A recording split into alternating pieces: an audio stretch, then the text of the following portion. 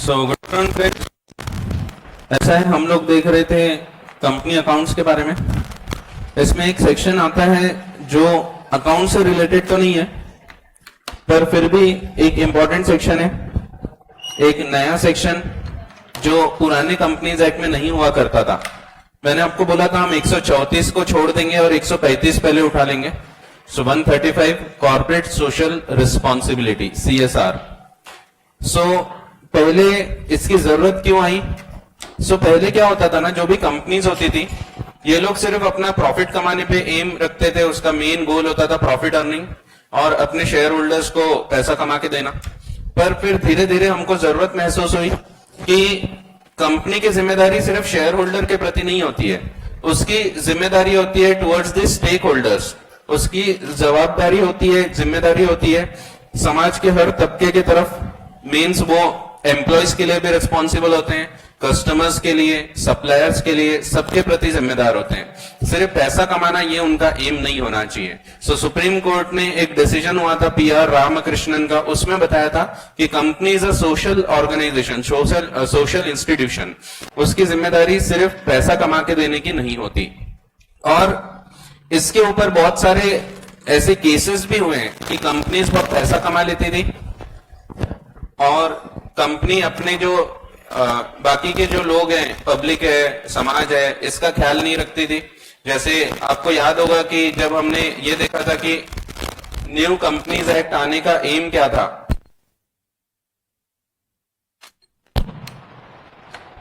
हमने देखा था न्यू कंपनीज एक्ट आने का एम क्या था। उसमें सबसे पहली चीज हमने देखे थे कि जो कंपनीज है, कोका कोला का एग्जाम्पल दिया था, वो सिर्फ प्रॉफिट कमाना मेन एम रखती है। उनको ये लगता है कि हम बस पैसा कमाएं, लेकिन उससे समाज का कई बार नुकसान होता है। जैसे कोका कोला की एक बोतल बनाने के लिए 1 लीटर के लिए कम से कम 5 लीटर पानी लगता था। वो लोग ग्राउंड वाटर लेवल यूज कर लेते थे। और कोका कोला इतनी बड़ी कंपनी है, उन्होंने तो भी कम से कम सोशल रिस्पॉन्सिबिलिटी फॉलो करना चाहिए, क्योंकि कोका कोला ऐसी कंपनी है, माना जाता है कि उसके दुनिया भर की जो पॉपुलेशन है 96% लोग कोका कोला का या तो नाम जानते हैं या उसके लोगों को पहचानते हैं। 96%, फिर अमीर हो, गरीब हो, कोई भी हो। इतनी बड़ी कंपनी हो के भी वो ऐसे काम करती थी कि वो ग्राउंड वाटर लेवल जब खत्म हो जाता था, वहां के जो किसान है उन लोगों को दिक्कत होती थी और ये चले जाते थे वहां से फैक्ट्री बंद करके दूसरी जगह फैक्ट्री चालू कर देते थे। और इसीलिए जरूरत महसूस हुई कि हर कंपनी ने, जो बड़ी कंपनी है, उन्होंने सोशल रिस्पॉन्सिबिलिटी भी करना चाहिए। क्योंकि कुछ कंपनीज तो खुद से करती थी, कुछ कंपनीज बहुत मानी जाती है सोशल रिस्पॉन्सिबिलिटी में, जैसे टाटाज है। ये सब में हो रहा क्या? अच्छा, ठीक है। हाँ, टाटाज है। टाटाज का जो प्रॉफिट होता है, उनका 4% ऑफ द प्रॉफिट वो लोग यूज करते हैं फॉर सोशल रिस्पॉन्सिबिलिटी। गरीबों की मदद करना, कहीं पर्टिकुलर गांव में ले जाके वाटर प्योरीफायर लगवा दिए स्कूल्स में, या फिर कुछ महिलाओं को कुछ सशक्तिकरण के हिसाब से कुछ सिखा दिए, उनको घर बैठे बैठे कुछ कर सकें, ऐसी सब चीजें करते हैं। वैसे SBI है, भले SBI आपको कैसी भी सर्विस दे, लेकिन SBI बहुत मानी जाती है इस मामले में। ये सिर्फ कंपनी को नहीं करना है, ये कॉर्पोरेट्स को करना है। तो कॉर्पोरेट सोशल रिस्पॉन्सिबिलिटी है, ठीक है। तो वो कंपनी हो या नहीं हो, जैसे अब SBI is not a company, but फिर भी वो बॉडी कॉर्पोरेट है और उसकी भी जिम्मेदारी है और वो पहले से ही करते हैं। तो SBI भी बहुत मानी जाती है, भले ही आपके काम ना होते हो। आप अकाउंट खोलने जाओगे, वो बोलेंगे लंच के बाद आना। एक बार जोमेटो वाला डब्बा लेके आया तो उसको बोले लंच के बाद आना। वैसा होता है। फिर लंच के बाद गए तब भी काम थोड़ी होता है। आप जाओगे काउंटर नंबर 4 पे, वो बोलेंगे 7 पे पूछो, तो 7 वाला बोलेंगे 1 पे पूछो, घूमते रहेंगे अपन। ऐसा होता है। बट एक्चुअल में वो समाज के प्रति काफी कुछ करते हैं, समाज को काफी बेनिफिट्स देते हैं वो। जैसे जो भी गांव है, गांव में जाके अच्छी फैसिलिटीज प्रोवाइड करना, स्कूल्स वगैरह बना देना, तो ये सब काम भी SBI करता है। कुछ कंपनीज करती हैं बट कुछ नहीं करती। कुछ का एम ये होता है कि बस हम प्रॉफिट कमाएं, और इसीलिए एक रूल बनाया गया सेक्शन 135 के हिसाब से। जब कोई व्यक्ति वॉलेंट्रीली नहीं करते हैं तो उसके पीछे फिर कानून बनाना पड़ता है। वैसे ये वॉलेंट्री होना चाहिए, क्योंकि आपके घर में अगर पैसा काफी है, आपका घर अच्छे से, आप सेल्फ सेटिस्फाइड है, तो आपकी जिम्मेदारी होती है फिर आप समाज को भी कुछ बेनिफिट्स दें, क्योंकि अल्टीमेटली समाज से ही हम सब चीजें ले रहे हैं। तो समाज को पे बैक करना ये हमारी जिम्मेदारी होती है। ये एक गांधी जी ने बोला था, गांधी जी करके एक थे, आप जानते होंगे। आजकल मीम्स चलते हैं उनके, चिल डूड लिखा होता है, नीचे लिखा होता है MK गांधी, तो ऐसा होता है। कोई कोई इसमें कोई कोई एकदम बकवास पोस्ट रहता है तो फिर उसमें ऐसा भी कमेंट आता है, बस ये बकवास पोस्ट करने के लिए मैंने आजादी नहीं दिलाई थी, MK गांधी, तो ऐसे होते हैं। तो ठीक है, गांधी जी ने बोला है एक जमाने में कि जो कंपनीज होती हैं, बड़े बड़े ऑर्गेनाइजेशंस होते हैं, इनकी जो जिम्मेदारी होती है ये होती है समाज के प्रति, क्योंकि समाज इनको लाइसेंस देता है to work at the society level, society के लेवल पे, क्योंकि समाज ही अगर उनको बॉयकॉट करेगा तो वो लोग काम ही नहीं कर सकते। और इसीलिए कहीं ना कहीं हम बोल सकते हैं कि समाज उनको लाइसेंस देता है ऑपरेट करने का। और अगर कंपनीज उनके फेवर में काम नहीं करेगी, समाज के फेवर में, तो अल्टीमेटली समाज उनको बॉयकॉट कर देगा और उनको फिर यानी उनके प्रोडक्ट्स नहीं दिखेंगे। कहीं ना कहीं भले ये प्रॉफिट के लिए नहीं किया जाता, बट अल्टीमेटली कहीं ना कहीं एक सस्टेनेबिलिटी के लिए जरूरी हो जाता है कि सोशल रिस्पॉन्सिबिलिटी पूरी करना चाहिए, क्योंकि शॉर्ट टर्म में आप कुछ भी करके जी लेते हैं, लेकिन लॉन्ग टर्म चलना है तो सबका ध्यान रख के चलना पड़ता है। इसीलिए CSR का टॉपिक पहली बार कंपलसरी किया गया इस एक्ट में। पुराने कंपनीज एक्ट में इसके बारे में कोई सेक्शन नहीं था, बट फिर भी कुछ लोग वॉलेंट्रीली ये करते थे, और न्यू कंपनीज एक्ट में CSR बनाया गया।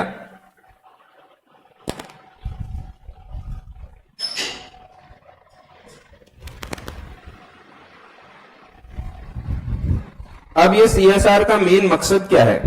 जैसा मैंने बताया, समाज के प्रति ध्यान देना है इनको, तो ये हर कंपनी को करना है। लेकिन क्या हर कंपनी करेगी? क्या एक छोटी सी कंपनी है, बेचारी नुकसान में, कैप्स लर्निंग प्राइवेट लिमिटेड, बहुत ही ज्यादा नुकसान में चल रहे हैं हम लोग, हमारे पास पैसा नहीं है, कुछ नहीं, हम क्या करें? तो हम अपना कैप्स ऑर्गेनाइजेशन संभालें या समाज का ही काम करते रहें? एक कहावत आपने भी सुनी होगी, चैरिटी बिगिंस एट होम। पहले अपना कंपनी सेल्फ सफिशिएंट होना चाहिए, इसीलिए कंपनी को एक लिमिट बताई गई कि हर कंपनी को ये नहीं करना है। किसको करना है? तो एक ऐसी कंपनी, वो फिर पब्लिक हो, प्राइवेट हो, कुछ भी हो, अगर उसके एक लिमिट है 1505, 1000, 500 और 5, ऐसी लिमिट है, तो 1505 करके याद रखो इसको। अगर उसका टर्नओवर ये 1000 करोड़ के ऊपर जाता है, सब करोड़ों में बात होगी, अपन क्या गरीबों की बात नहीं करते, अपन करोड़ों में ही बात करेंगे, ठीक है? 1000 करोड़। हाँ, फ्रीज हो गया क्या? अच्छा, स्क्रीन नहीं दिख रही, एक सेकेंड। हाँ, अब दिख रहा होगा आपको।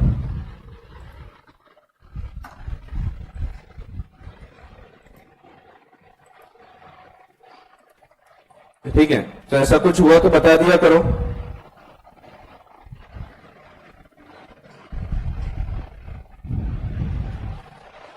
कभी कभी होता है।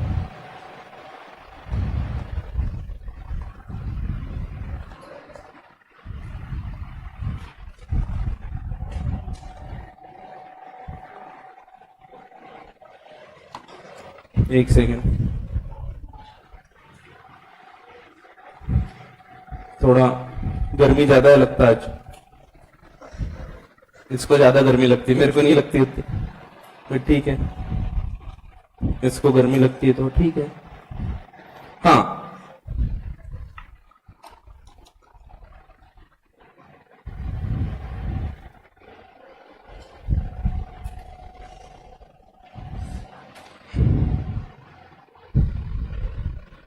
हाँ, हम पढ़ रहे हैं, कहां पे हैं हम? पेज नंबर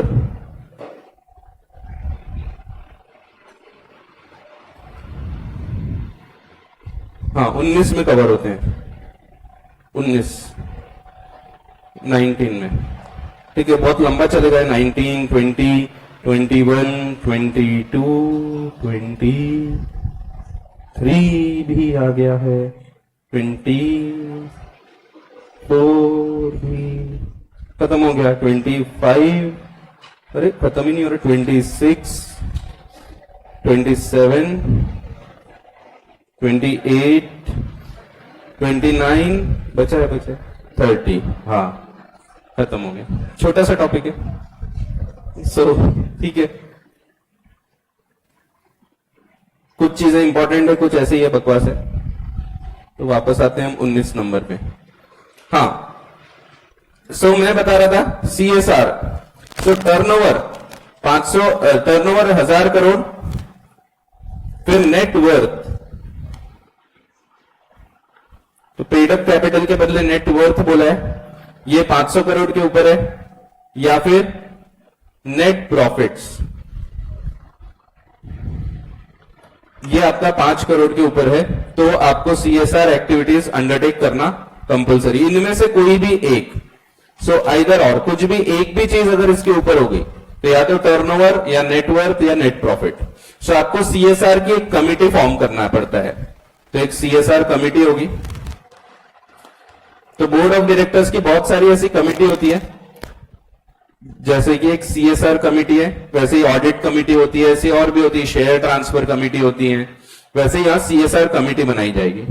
सीएसआर कमिटी में कितने लोग रहेंगे, तो इसमें 3 डायरेक्टर्स का होना अनिवार्य है।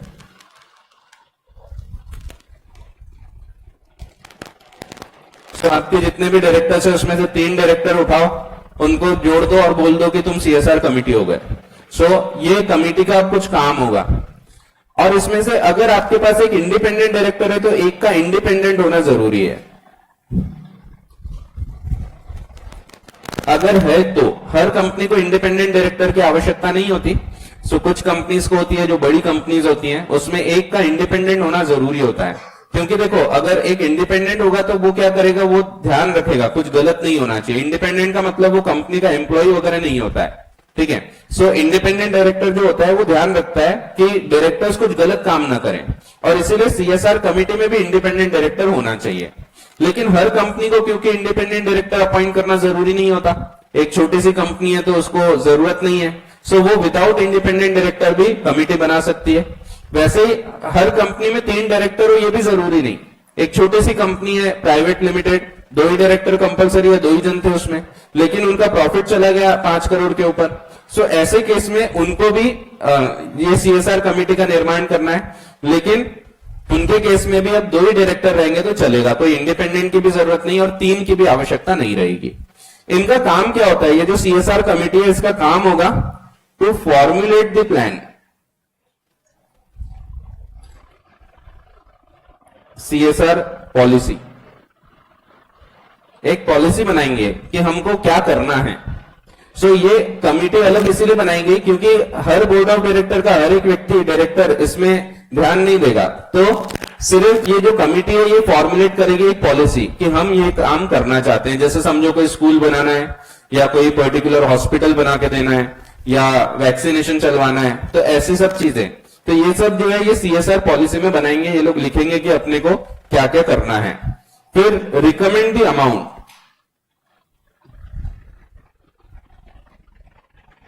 रिकमेंड द अमाउंट ये बोर्ड ऑफ डायरेक्टर्स को बताते हैं, अमाउंट रिक्वायर्ड।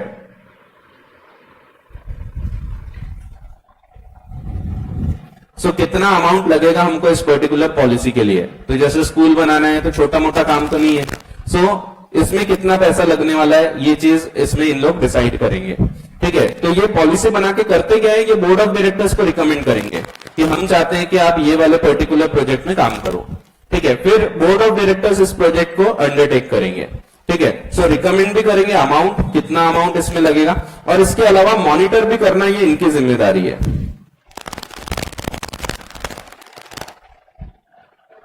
मॉनिटर दी इंप्लीमेंटेशन,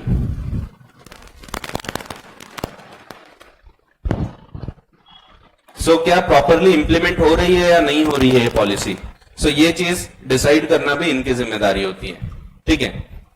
अब क्या होगा, ये जो सीएसआर कमिटी है इनको जब ये बताएंगे कि इतना इतना अमाउंट रिक्वायर्ड है, तो कितना अमाउंट, तो इसका भी एक पर्टिकुलर रूल है कि आपको पिछले 3 साल के जो नेट प्रॉफिट्स होते हैं, एवरेज नेट प्रॉफिट्स, उसका 2% हिस्सा लगाना पड़ता है। सो जो भी आपका नेट प्रॉफिट होगा, सो अमाउंट रिक्वायर्ड में बोला गया है, so average net profit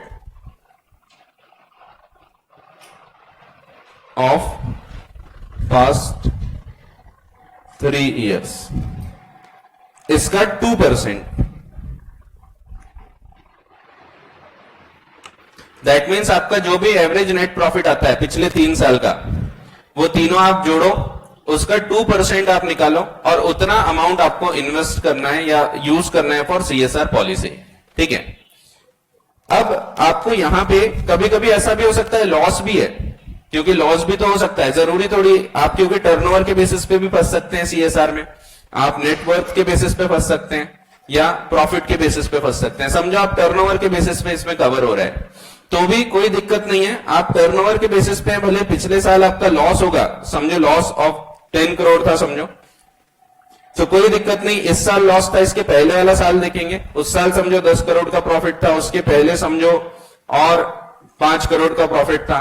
so ये तीनों को आपको जोड़ना है, डिवाइड बाय 3 करना है, और फिर जो भी अमाउंट आएगा उसका 2% आपको खर्चा करना पड़ता है फॉर सीएसआर पॉलिसीज।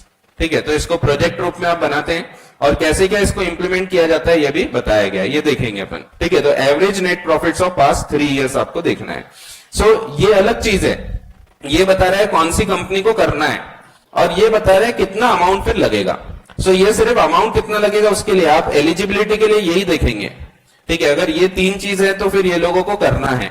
ठीक है, तो सीएसआर पॉलिसी बनाना कंपलसरी है। वैसे कमिटी को भी कुछ केसेस में बोला गया है कि आप कमिटी नहीं बनाए तो चलता है। सो एकदम ही छोटी सी कंपनी है तो उसके केसेस में फिर कमिटी बनाने को मना भी किया गया है, आप नहीं भी बनाओगे तो चलेगा। तो एक एक करके वो देखेंगे, सबको डिफाइन किया गया है। और फिर आप ये जो खर्चा करेंगे काय में करेंगे, सो ये जो भी अमाउंट आएगा इसको आपको खर्चा करना है। सो इन शेड्यूल 7 एक्टिविटीज,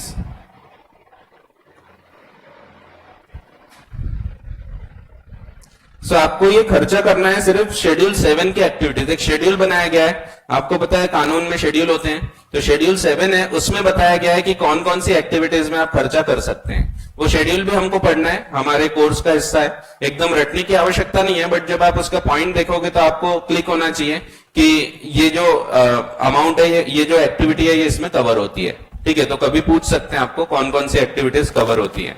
ठीक है, सो डायरेक्ट क्वेश्चन तो नहीं आएगा, बट कुछ अलग प्रकार से पूछा जा सकता है कि एक कंपनी है वो ये पर्टिकुलर प्रोजेक्ट में पैसा लगाना चाहती है, तो क्या ये अलाउड है, तो अपन देखेंगे कौन सी चीज अलाउड है कौन सी नहीं है। सो शेड्यूल 7 एक्टिविटीज तो बोले गया है, इसके अलावा कुछ चीजें अलाउड नहीं है जो आप रेगुलर बिजनेस में करते हैं, वो चीजें अलाउड नहीं होगी। जैसे जो मेरा रेगुलर ही काम है, रोज मैं वही काम, मैं टीचिंग करता हूं, अब मैं जाके कोई गांव में पढ़ा के आ जाता हूं, बोलता हूं सीएसआर एक्टिविटी है, तो ये नहीं चलेगा। सो ऐसी चीज नहीं चलेगी जो आपका ऑर्डिनरी बिजनेस है। वैसे ही समझो एक कंपनी है फार्मास्यूटिकल वाली है, फार्मेसी में डील करती है, दवाइयां बनाती है, वो बोलती है हमने कैंसर का क्योर निकाल लिया है, ये दवाई हमने जो बनाया है ये सीएसआर एक्टिविटी में हम कवर करेंगे, तो ये नहीं चलेगा। वो तो उनका काम है, तो वो तो उसको बेच के पैसा कमा रहे, तो ये बता के वो सीएसआर एक्टिविटी नहीं कर सकते। ठीक है, तो जो आपका ऑर्डिनरी बिजनेस है वो नहीं चलेगा। वैसे ही मैंने एम्प्लॉय को समझो बोनस बांट दिया और बोल दिया कि बोनस बांटा हूं तो ये भी तो एम्प्लॉय भी समाज का हिस्सा है, तो ये भी नहीं चलेगा, क्योंकि एम्प्लॉय जो है वो तो डायरेक्ट हमारे खुद के एम्प्लॉय है, हमारे खुद के ऑर्गेनाइजेशन के हिस्से हैं। सो उनको अगर हम बेनिफिट्स दे रहे हैं तो ये तो हम अपने एम्प्लॉयज के लिए कर रहे हैं, ये समाज के लिए नहीं माना जाएगा, भले ही वो समाज का हिस्सा है फिर भी नहीं। ठीक है, फिर ऐसी कोई एक्टिविटीज है जो कानून जरूरी बोलता है, कभी कभी होता है कोई कोई कानून में लिखा होता है कि आपको ये करनी है। एक सेकेंड, हेलो, हाँ, सो ऐसा है, कुछ कुछ फोन उठाना जरूरी होता है, कभी कभी, हमेशा नहीं। हाँ, सो मैं बता रहा था आपको कि ऐसी एक्टिविटीज नहीं चलेगी जो आपको कानूनन करना ही है, जरूरी है। सो ऐसी चीजें नहीं कवर होगी। जैसे आपने समझो अपने एम्प्लॉयज के लिए पोल्यूशन कंट्रोल इक्विपमेंट लगा लिए, अब ये जरूरी है, कानून बोलता है कि आपके जो कार्बन इमिशन नॉर्म्स होते हैं इससे ज्यादा कार्बन आपकी कंपनी से, आपकी फैक्ट्री से नहीं एमिट होना चाहिए। सो उसके लिए अगर आप खर्चा कर रहे हैं तो आप इसको सीएसआर नहीं बोल सकते कि हम एनवायरमेंट प्रोटेक्शन कर रहे हैं। ठीक है, तो ऐसी कुछ चीजों पे लिमिट भी बताई गई, ये लिमिट आपके लिए इंपॉर्टेंट है, वो अपन देखेंगे एक एक करके। सो ये कौन कौन सी चीजें नहीं कवर होती वो ज्यादा इंपॉर्टेंट है, क्योंकि लगभग सभी कवर होता है, कुछ चीजों को फिर बताया गया ये कवर नहीं होगा, तो उस पर सवाल आने के ज्यादा चांसेस होते हैं। ठीक है, सो देखते हैं अपन। तो पहले इतना एक काम करते हैं, डेफिनेशन पढ़ते हैं, फिर इसके बाद आगे की चर्चा करते हैं। शुरुआत में आपको सिर्फ डेफिनेशंस बताइए, ये एक पॉइंट है, ये कोई खास काम का नहीं है। In case of IFSC public company and private company section 135 apply नहीं होता फॉर फर्स्ट 5 इयर्स, शुरुआत के 5 साल ये अप्लाई नहीं होता, तो ये अपने कोई काम का नहीं है फिलहाल। तो ऐसा पूछने के चांस बहुत कम है। एक आईएफएससी कंपनी होती है, उनको लाइसेंस मिलता है एक पर्टिकुलर जो फाइनेंशियल सेंटर्स होते हैं वहां पे वो काम करते हैं, सो जैसे SEZ वगैरह टाइप के होते हैं वैसे ही, सो उनको फिर 5 साल तक के ये फॉलो करने की आवश्यकता नहीं होती। फिर the companies act lays down, so बहुत दिनों बाद लेस गिरी है, अरे नहीं, the provisions requiring corporates to mandatorily spend, compulsory होता है, इट इज नॉट ऑप्शनल। एक आध बार शुरुआत में जब CSR नया आया था तो इस पे भी सवाल पूछा गया था कि CSR एक्टिविटी ये ऑप्शनल है, तो नहीं, भले इस पे कोई पेनल्टी नहीं थी बट फिर भी ऑप्शनल नहीं है, ठीक है, सो कंपल्शन है। Spend to mandatorily spend a prescribe percentage, तो 2% होता है, दिया है आगे सब, of their profits on certain specified areas of social upliftment in discharge of their social responsibilities.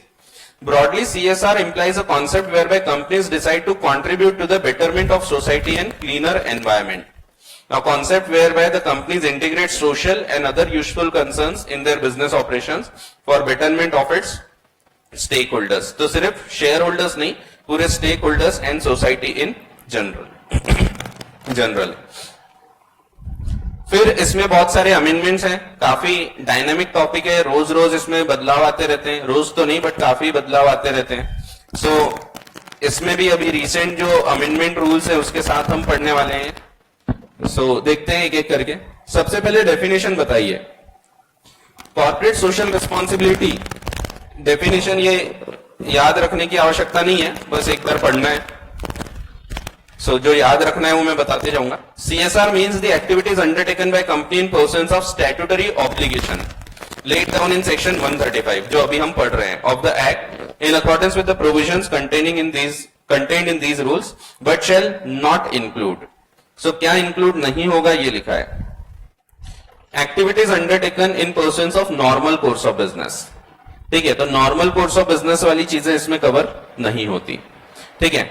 दूसरी चीज, भारत में होना चाहिए खर्चा, ये इंपॉर्टेंट रहेगा, डेफिनेशन नहीं बट ये इंपॉर्टेंट है, क्या क्या इसमें नहीं आएगा, तो एकदम रटे होने की आवश्यकता नहीं है, बट आपको ये ध्यान रखना है क्या क्या नहीं आएगा इसमें।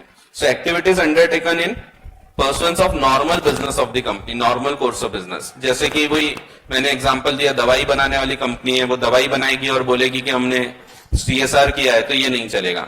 या टीचिंग वाले हैं तो वो बोलेंगे कि हमने फ्री में ऐप बांट दिए, तो ये तो एडवर्टाइजमेंट का तरीका है। सो ऐसे टीचिंग वाले भी कुछ ऑर्गेनाइजेशंस हैं जिन लोग ऐप वगैरह बांटते हैं और फ्री सब्सक्रिप्शन भी देते हैं। सो ये जो है, जैसे मेरे को भी मिला था, बीच में मोबाइल खरीदा एक, तो फ्री सब्सक्रिप्शन मिला कि क्लास 1 के लिए आप बच्चों को 3 महीने के लिए हमारे ऐप में पढ़ा सकते हैं। अब क्लास 1 में कोई है ही नहीं अपने यहाँ, सो ऐसा भेजते हैं, तो लेकिन ये CSR में नहीं कवर होगा, ये तो एडवर्टाइजमेंट का तरीका हो गया, ठीक है। तो ये नॉर्मल कोर्स ऑफ बिजनेस है, ये कवर नहीं होगा। लेकिन एक एक्सेप्शन दिया गया था, ये बाद में अमेंड करके लाया गया। सो ये आपके बुक में पहले से दिया है, ये रिसेंटली अमेंडमेंट करके भी लिखा हुआ था, बट आपके बुक में पहले से ये सब दिया हुआ है।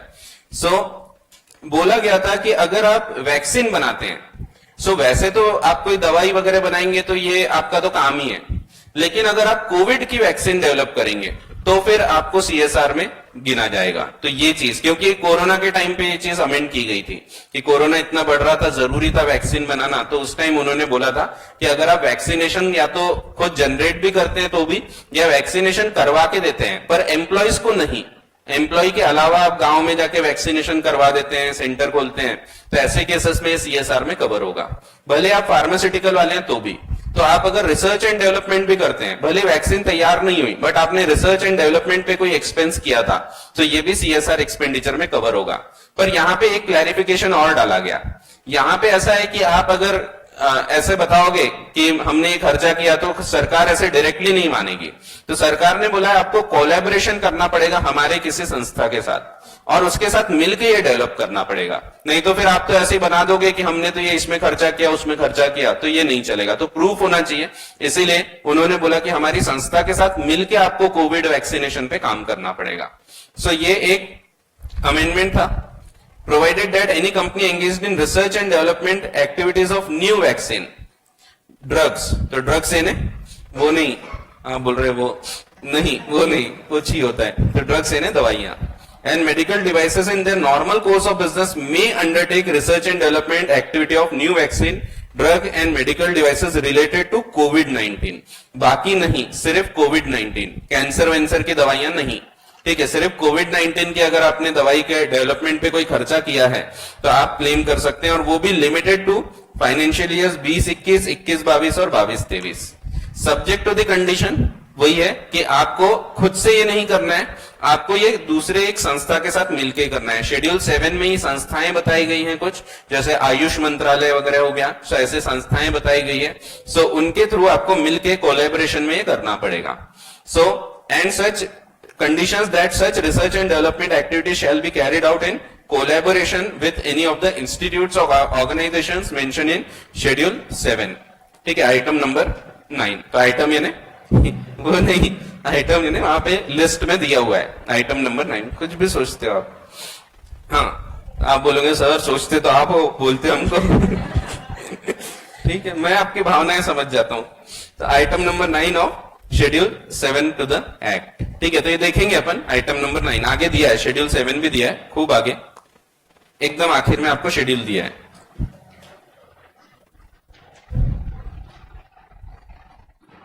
हाँ इसमें 9, हाँ ये कंट्रीब्यूशन टू इंक्यूबेटर्स वगैरह है, फिर ये जो funded universities, IITs, national laboratory, autonomous bodies, फिर ये आयुष मंत्रालय, फिर डीबीटी, ऐसे बहुत सारे संस्था है, ICMR, Indian council of medical research, इनके साथ मिलके करना पड़ेगा। आप अगर प्राइवेटली, जैसे सिप्ला कंपनी है वो प्राइवेटली करेगी तो नहीं चलेगा, ठीक है। सो जो भी कंपनीज ये कर रही है उनको इनमें से किसी एक संस्था के साथ मिलके करना पड़ेगा, ठीक है। सो ये बताया गया है, तो ये एकदम रटने की आवश्यकता नहीं है, ठीक है। सो ऐसे बहुत सारे पॉइंट्स हैं, अपन देखेंगे आगे चल के।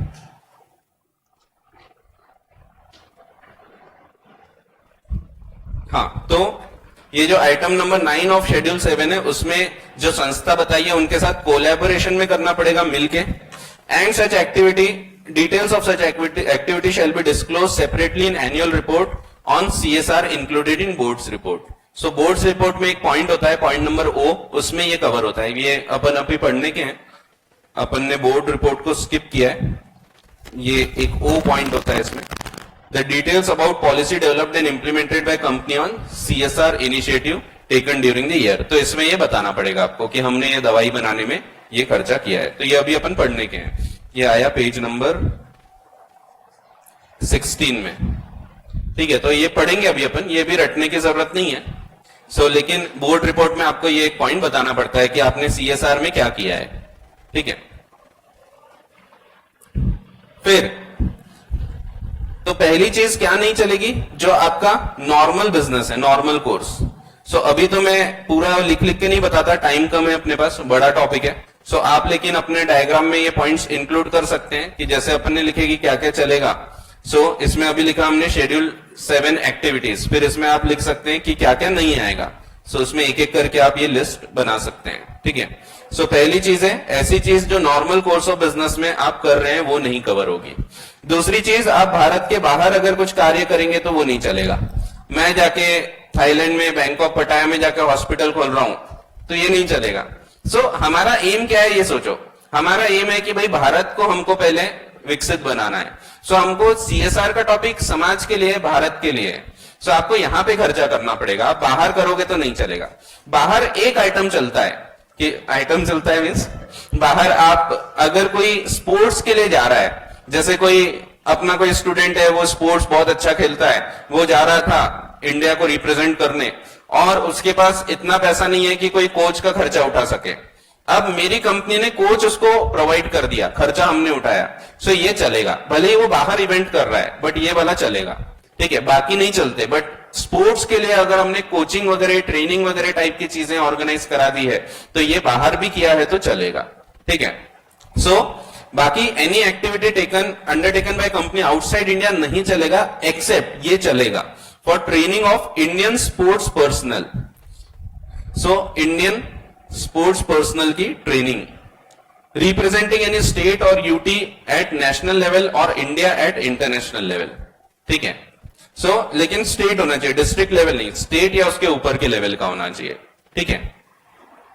फिर ये कहीं नहीं चलता, contribution to political parties, political parties को आप डोनेशन देते हैं तो नहीं चलता। सो ऐसा नहीं बोल रहा है कि डोनेशन नहीं देना, देने को दे सकते हैं। मेरे पास भाऊ आएंगे, भाऊ बोलते हैं, नितिन जी गडकरी आते हैं, मेरे को बोलते हैं अरे शशांक वो इलेक्शन आ रहा है, थोड़ा अपने कंपनी से 50 करोड़ दे दे। मैं बोला हाँ भाऊ ये लो रखो 50 करोड़। तो ये दे सकते हैं हम, बट ये जो है ये इसमें कवर नहीं होगा। आप इसको CSR बोल के नहीं ले सकते कि हमने पॉलिटिकल पार्टी को डोनेशन दे दिया। So it is allowed but it is not deductible as CSR। ठीक है, सो CSR में ये कवर नहीं होगा। Amount contributed, contribution of amount directly or indirectly to any political party under section 182 of the act. So it is allowed but it is not allowed under CSR.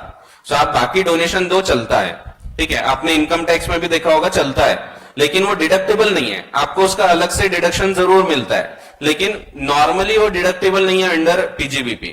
ठीक है, तो आप 80 series में जरूर उसके डिडक्शंस क्लेम कर सकते हैं।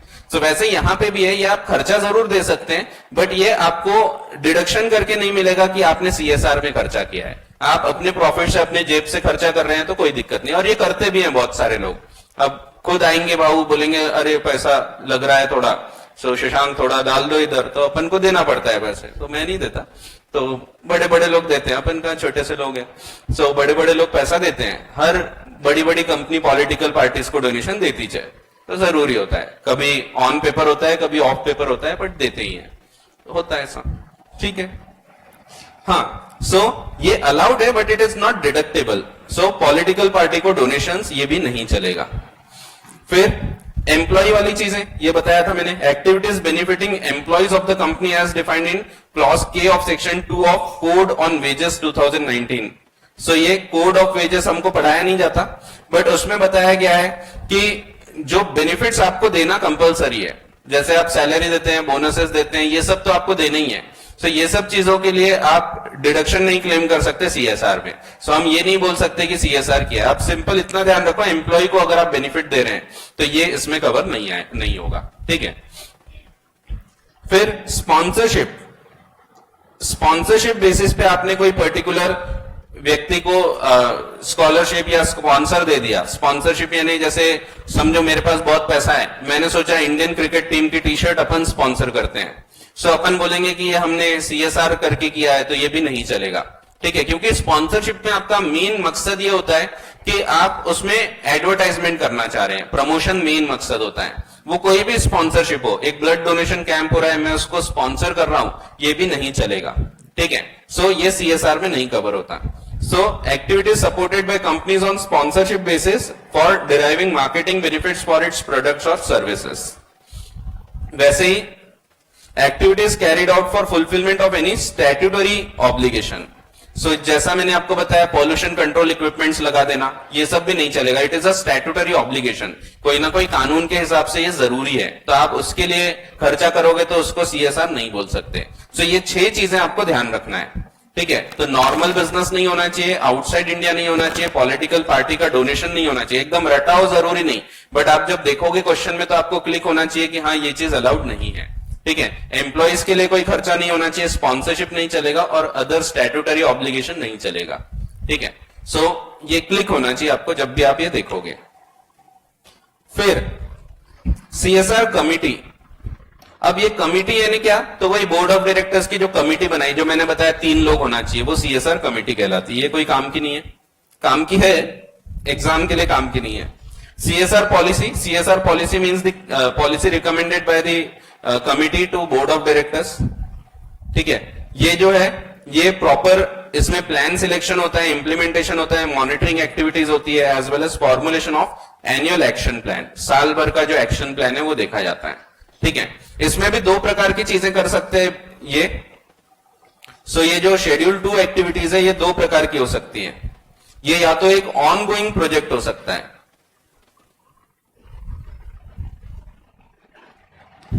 और अदर्स हो सकते हैं। अब ऑन गोइंग प्रोजेक्ट यानी क्या, ये भी हम समझते हैं। ठीक है, तो ऑन गोइंग प्रोजेक्ट का मतलब है जो एक लंबे समय तक के चलेगा। कभी कभी ऐसे कार्य हम करना चाहते हैं जो 1 साल का काम नहीं होता। मैं स्कूल बनाना चाह रहा हूं तो 1 साल में थोड़ी बनेगी वो, सो उसके लिए टाइम लगता है, 3 साल वगैरह लगेंगे, तो यहां पे इसको हम ऑन गोइंग प्रोजेक्ट बोलते हैं। सो आप इसको ऐसे 3 साल के प्रोजेक्ट के बेसिस पे भी उठा सकते हैं। सो आपने दो प्रकार से CSR अलाउड है, या तो एक प्रोजेक्ट उठा लो पूरा 3 साल का वगैरह, या फिर आप सीधा सीधा हर साल थोड़ा थोड़ा डोनेशन टाइप या PM केयर्स वगैरह में डाल दो, वो भी चलता है। तो अगर आप नहीं कर पाए तो PM केयर्स फंड में पैसा डाल दिए, ये भी चलेगा। क्लीन गंगा सेस है, वो भी रिकॉग्नाइज किया हुआ है। तो ऐसे बहुत सारी एक्टिविटीज है, बट क्लैरिफिकेशन आया है MCA का कि ये लिबरली इंटरप्रेट करना है आपको। जो शेड्यूल 7 में दिया है तो एकदम स्ट्रिक्ट नहीं है कि यही पॉइंट होना चाहिए, और भी कोई ऐसे पॉइंट अगर कवर होते हैं, जैसे आप क्लीन गंगा सेस बोला है, सो क्लीन गंगा सेस में अगर मैं यमुना नदी की सफाई को देता हूं तो वो भी कवर होना चाहिए, भले ही वो गंगा की सफाई नहीं है। सो उसको लिबरल इंटरप्रिटेशन देना चाहिए, वो भी प्रोटेक्शन ऑफ एनवायरमेंट का एक हिस्सा है। सो इसमें क्लैरिफाई किया है MCA ने कि इसको हम लिबरल इंटरप्रिटेशन देंगे। ठीक है, तो पढ़ते हैं एक एक करके। सो दो प्रकार से आप इसको कर सकते हैं, एक तो शेड्यूल 7 एक्टिविटीज, दूसरा ऑन गोइंग प्रोजेक्ट या ईयर वाला एनुअल प्रोजेक्ट, इसको अदर प्रोजेक्ट्स बोला गया है इसमें। ठीक है, तो अदर यानी जो एनुअल प्रोजेक्ट होगा वो। फिर अगर एनुअल में भी आप नहीं कर पा रहे हैं तो वहां भी ऑप्शन होता है कि आप उसको ऑन गोइंग की रिक्वेस्ट कर सकते हैं। आप कंपनी आप इनसे गवर्नमेंट से अप्रूवल लेके इसमें भी एक्स्ट्रा टाइम ले सकते हैं कि हम इसको प्रोजेक्ट को अभी कंप्लीट नहीं कर पा रहे ये साल, तो अगला साल भी लगेगा, तो उसको भी आप ऑन गोइंग में ले सकते हैं। तो देखते हैं अपन एक एक करके इसको। सो पहले डेफिनेशन ही चल रही है अभी तो।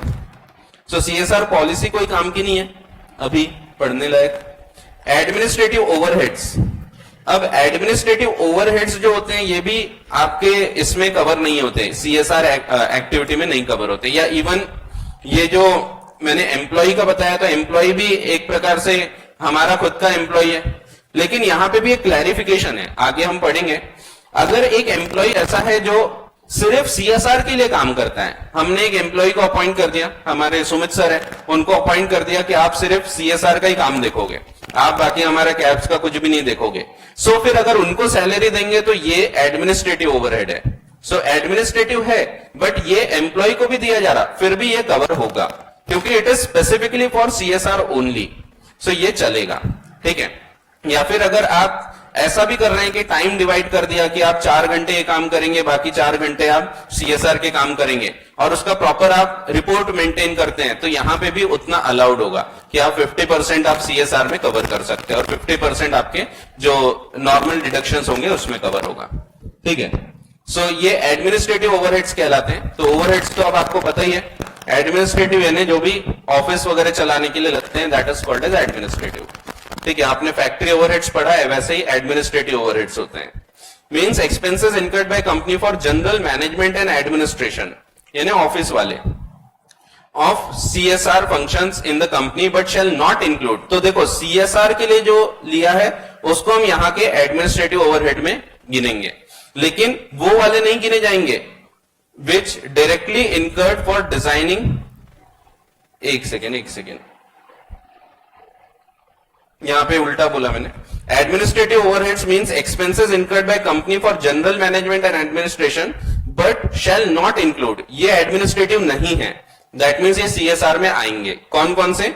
डायरेक्टली इनकर्ड फॉर डिजाइनिंग, आपने सिर्फ डिजाइनिंग के लिए स्पेसिफिकली एक खर्चा किया है जिसमें आप डिजाइनिंग ऑफ CSR प्रोग्राम कर रहे हैं, या इंप्लीमेंटेशन या monitoring and evaluation of CSR project और प्रोग्राम, तो ये एडमिनिस्ट्रेटिव ओवरहेड नहीं है, दैट मीन्स ये CSR में कवर हो जाएंगे। फिर ये कोई काम का नहीं, इंटरनेशनल ऑर्गेनाइजेशन जो UN ने बोला है वो नेट प्रॉफिट। सो नेट प्रॉफिट यानी क्या? सो नेट प्रॉफिट में दो चीज आपको निकालना है। सो आपका जो प्रॉफिट है टोटल, आपका नेट प्रॉफिट निकल के आता है P&L अकाउंट में, जो सेक्शन 198 के हिसाब से होता है। इसमें एक सेक्शन 198 है, आपको इस साल नहीं है, अगले साल आप पढ़ोगे। इसमें नेट प्रॉफिट कैसे कैलकुलेट किया जाता है ये बताया है। ठीक है, और फॉरेन कंपनी के केस में एक दूसरा सेक्शन लगता है 381। सो ये दूसरा सेक्शन फॉरेन कंपनी के केस में लगता है। ये पूरे फॉरेन कंपनी के अलग प्रोविजन है, उनके नेट प्रॉफिट, क्योंकि पूरे तो गिनेंगे नहीं अपन, फॉरेन कंपनी है तो फॉरेन कंपनी के सिर्फ यहां के जितना प्रॉफिट है उतना ही गिना जाएगा। सोच के देखो, ऑस्ट्रेलिया की कंपनी है, सिर्फ 10% भारत से कमाती है, 90% बाहर का है, तो हम बोलेंगे कि नहीं पूरे का तुम CSR खर्चा करो, तो नहीं चलेगा। सो इसीलिए उनका प्रॉफिट अलग कैलकुलेट किया जाता है, और बाकी नॉर्मल जो कंपनीज है उनका 198 के हिसाब से होता है। पर इसमें भी दो चीज माइनस की जाएगी। सो जब आप ये प्रॉफिट निकालोगे, नेट प्रॉफिट, सो ये नेट प्रॉफिट में दो चीजें आपको माइनस करना है। तो पहली चीज तो है आप इसको निकालोगे एज पर सेक्शन 198 या फिर 381 अगर फॉरेन कंपनी है तो। इसमें से लेस माइनस किया जाएगा दो चीजें, एक पहली चीज माइनस की जाएगी जो आपके ऐसे इनकम है जो बाहर के एक्टिविटीज से हो रहे हैं। So profit from foreign activities या activities abroad.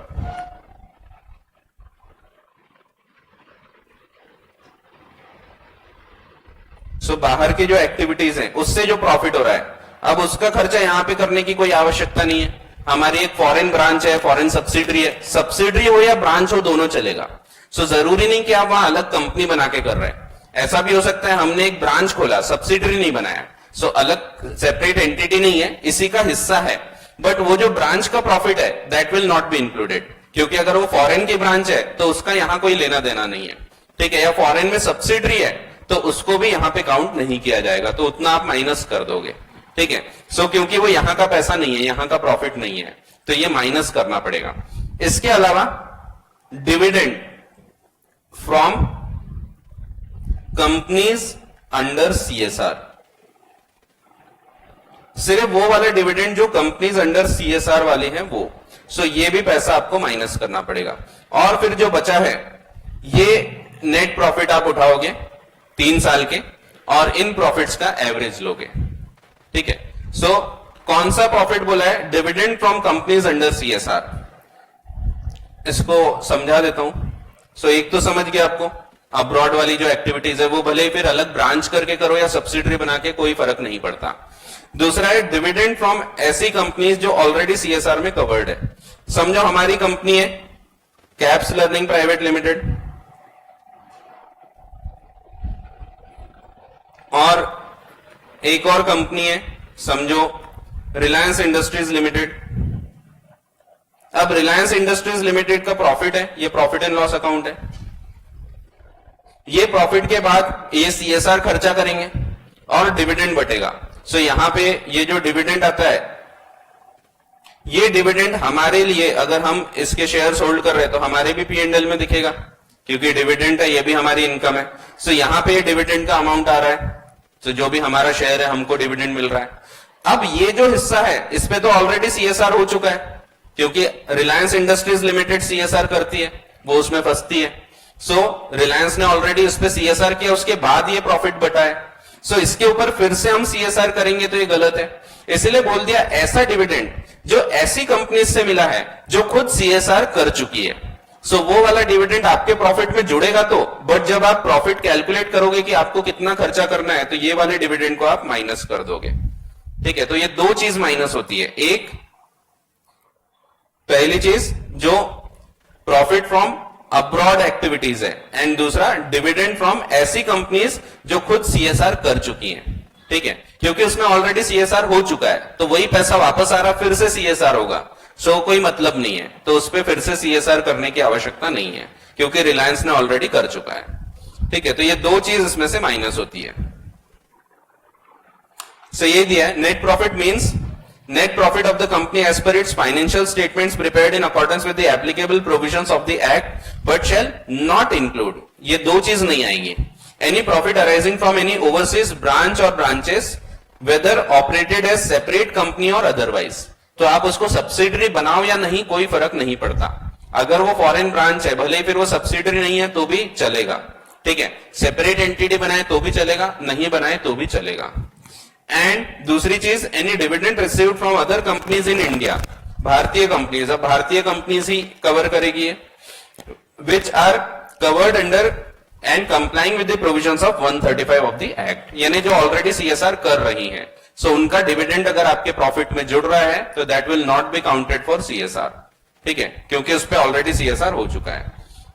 Provided that in case of foreign company, अब फॉरेन का मैंने बता दिया आपको, फॉरेन कंपनी के केस में फॉरेन के प्रॉफिट्स आप नहीं गिना करोगे, जितना यहां पे प्रॉफिट है सिर्फ उतना ही देखोगे, क्योंकि फॉरेन के प्रॉफिट को यहां क्यों सीएसआर में यूज करेंगे, सो सिर्फ यहां का प्रॉफिट ही यूज किया जाएगा। सो उसका प्रॉफिट एंड लॉस अकाउंट बनता है अलग प्रकार से, ये सेक्शन 381 के हिसाब से. सो provided that in case of foreign company covered under these rules, net profit means the net profit of such company as per P&L prepared in terms of clause A subsection 1 section 381 read with 198. 198 general P&L है और 381 ये specifically लगता है foreign companies को. ठीक है, तो 198 normal P&L का बनाने का तरीका बताया हुआ है. ठीक है, फिर ऑनगोइंग प्रोजेक्ट, ये मैंने आपको समझा दिया. सो ऑनगोइंग प्रोजेक्ट यानी वो जो आप अलग से निकाल के रख रहे हैं पैसा 3 साल में खर्चा करने के लिए. सो 3 साल मैक्सिमम बताया गया है, आप उससे ज्यादा का नहीं कर सकते. आपको अगर उससे ज्यादा लग रहा है तो आप अगले साल फिर निकालो, उससे अलग कर लो थोड़ा.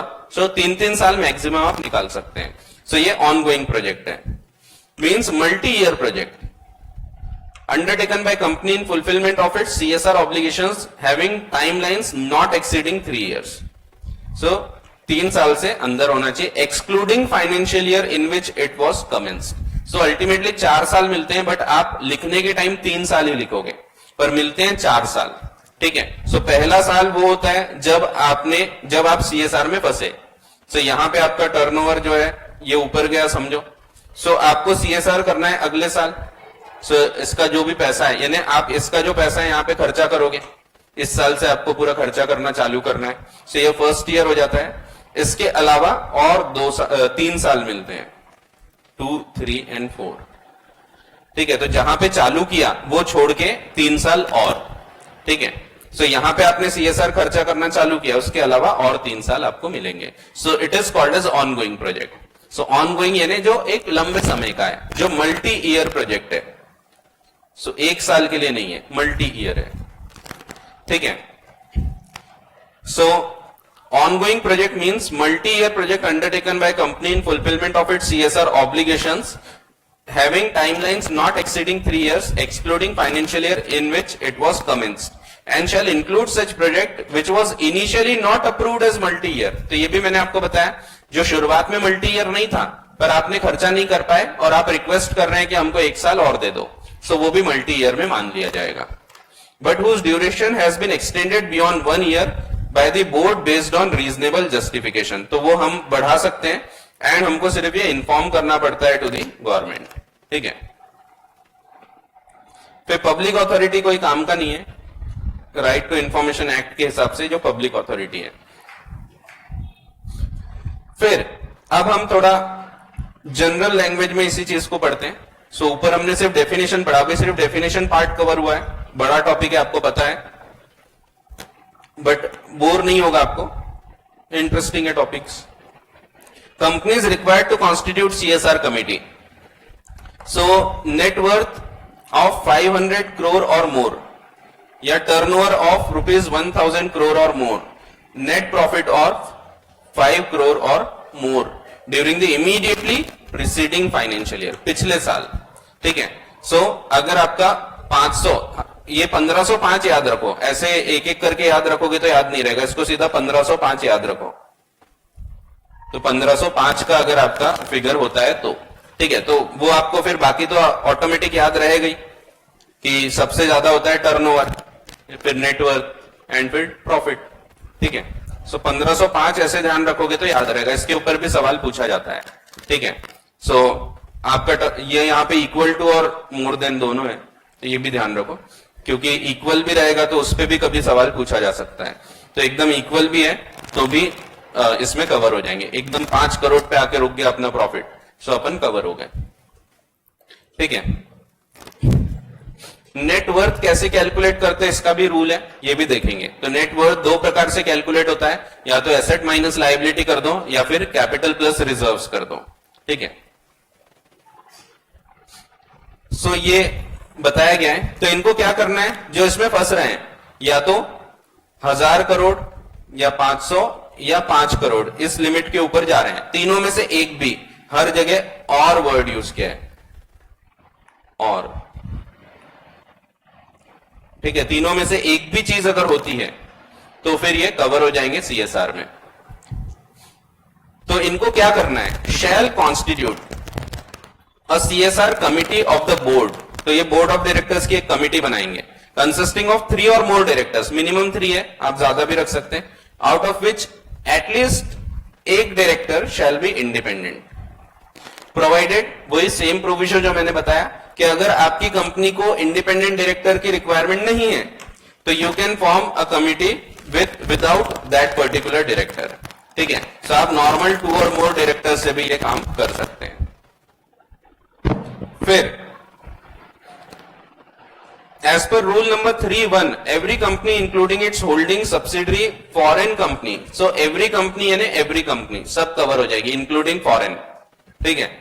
defined under clause 42 of section 2 of the act, having branch office or project office in India which fulfills criteria specified in 1 of 135, 1 of 135 यानी ये, अगर वो ये क्राइटेरिया पूरा कर रहे हैं तो शैल कंप्लाई, तो इनको भी कंप्लाई करना है, वो होल्डिंग हो, सब्सिडरी हो, फॉरेन कंपनी हो, कुछ भी हो। So shall comply with the provisions of section 135 of the act and these rules, ठीक है। तो कभी सवाल आ सकता है फॉरेन कंपनी को करना है क्या, तो यस, फॉरेन कंपनी भी इसमें कवर होती है, ठीक है। प्रोवाइडेड, अब नेटवर्थ, टर्नओवर और प्रॉफिट फॉरेन कंपनी का देखोगे तो कैसा देखोगे, सो वो सिर्फ यहां के प्रोजेक्ट्स का देखोगे जितना भारत में काम हो रहा है। So of a foreign company of the act shall be computed in accordance with the balance sheet and P&L prepared in accordance with 381 and 198. तो 198 नॉर्मल P&L है और 381 जो है ये फॉरेन कंपनी को स्पेसिफिकली अप्लाई होता है, ठीक है। तो उनको थोड़े से एडजस्टमेंट्स अलाउड होते हैं, जाहिर सी बात है वो बाहर की है तो उनके अलग प्रकार से बनेंगे। नेटवर्थ, नेटवर्थ सिंपल है, नेटवर्थ यानी यहां पे बताया गया आपको कैपिटल प्लस रिजर्व्स जोड़ना है, ठीक है। तो वैसे दो प्रकार से निकाल सकते हो आप बैलेंस शीट से, एक तो एसेट माइनस लायबिलिटी या फिर capital plus reserves. So capital plus reserves बताया गया है और रिजर्व्स यानी सब रिजर्व्स इसमें जुड़ जाएंगे। सो जैसे आपका सिक्योरिटीज प्रीमियम अकाउंट है वो भी जुड़ेगा, या सीआरआर, सीआरआर का स्पेसिफिकली कुछ बताया नहीं है बट वो भी जुड़ेगा क्योंकि that is also part of capital, ठीक है। So net worth means aggregate value of paid up share capital and all reserves created out of profits, profit वाले रिजर्व इंक्लूडिंग सीआरआर। सो सीआरआर भले ही प्रॉफिट से नहीं बनता है, सो इनफैक्ट बनता तो प्रॉफिट से ही है, तो प्रॉफिट ही ट्रांसफर करते हो आप, बट वो पीएनएल के थ्रू नहीं बनता है, बट फिर भी ये भी कवर होगा। हाँ, रीवैल्यूएशन रिजर्व्स वगैरह ये कवर नहीं होंगे, ठीक है, क्योंकि that is not actual profit. फिर securities premium account and debit credit balance of profit and loss account. So debit credit balance जो भी होगा, प्रॉफिट या loss, after deducting the accumulated losses, deferred expenditure, miscellaneous expenditure not written off as per audited balance sheet, but does not include reserves created out of revaluation of asset, write back of depreciation and amalgamation. So ये reserves क्योंकि actual profit नहीं होता तो ये cover नहीं होगा। So ऐसा है।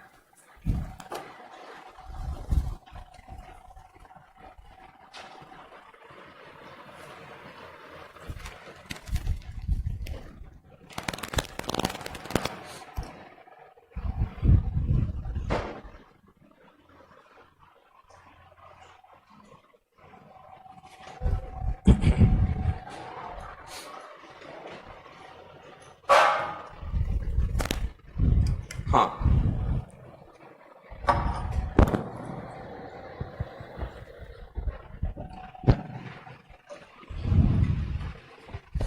फिर नेट प्रॉफिट कैसे कैलकुलेट होगा ये फिर से क्लैरिफाई किया है। So net profit as per section 198 calculate होगा, ठीक है। ये अगले साल आपको पढ़ना है, तो आपको इस साल 148 तक ही है, अगले साल 198 पढ़ना है। Exclusion of CSR companies from CSR. So कौन कौन सी कंपनीज इसमें कवर नहीं होगी, यहां पे भी सेम रूल है जैसा हमने एनएफआरए में पढ़ा था, 1 साल फंसे तो 3 साल फंस गए। सो यहां पे भी समझो आपका टर्नओवर या कोई भी लिमिट 1 साल, समझो ये है आपका 2022 2023, इस साल आप सीएसआर में फंस गए, दैट मीन्स आपको अगले साल यानी इस साल का टर्नओवर देखा जाएगा, इस साल के टर्नओवर के हिसाब से यहां पे फंस गए, इसके बाद का साल फंस गए, इसके बाद के साल भी फंस गए। इन सिंपल टर्म्स आपको अगर सीएसआर के बाहर होना है तो जब कंटिन्यूस 3 साल आप इस टर्नओवर वगैरह की लिमिट के बाहर जाएंगे तभी बाहर हो सकते हैं। बीच में एक बार फिर से फंस गए थे तो फिर 3 साल कंटिन्यू हो जाएगा। ठीक है, सो कंटिन्यूस 3 साल आपको बाहर होना जरूरी होता है। अगर आप 3 साल कंटिन्यूस इसमें नहीं आते हैं तो आप इससे बाहर हो जाएंगे। ठीक है, सो यहां भी अगर टर्नओवर, यहां भी और यहां भी, तीनों साल अगर आपका टर्नओवर कम होता है, प्रॉफिट कम होता है, नेटवर्थ कम होती है, तब आप बाहर होंगे, नहीं तो इसमें कवर हो जाओगे। ठीक है, सो ऐसा है। सो 3 साल का रूल यहां पे भी बताया है।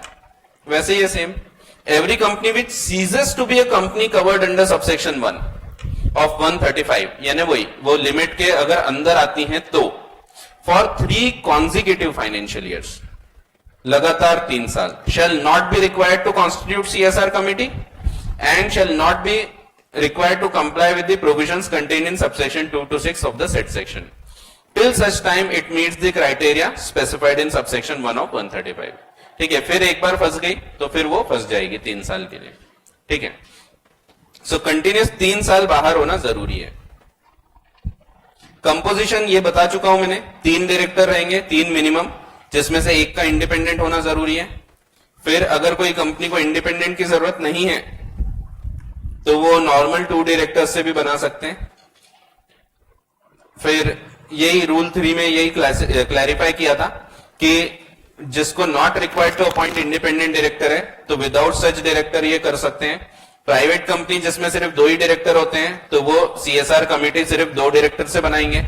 फॉरेन कंपनी के केस में, फॉरेन कंपनी में क्या होता है, एक व्यक्ति को यहां अपॉइंट करना पड़ता है फॉरेन कंपनी को, कि उसके डायरेक्टर्स तो बाहर होंगे, सो उसका जो एक व्यक्ति है वो यहां पे अपॉइंटेड होगा, जो रिस्पॉन्सिबल होता है फॉर द प्रिपरेशन एंड पूरा फाइनेंशियल स्टेटमेंट, फाइलिंग वगैरह, ये सब चीजों के लिए एक व्यक्ति को अपॉइंट किया जाता है। सो वो व्यक्ति प्लस एक और एक्स्ट्रा व्यक्ति को अपॉइंट किया जाएगा, तो वो 2 जन मिलकर CSR कमेटी का हिस्सा बनेंगे।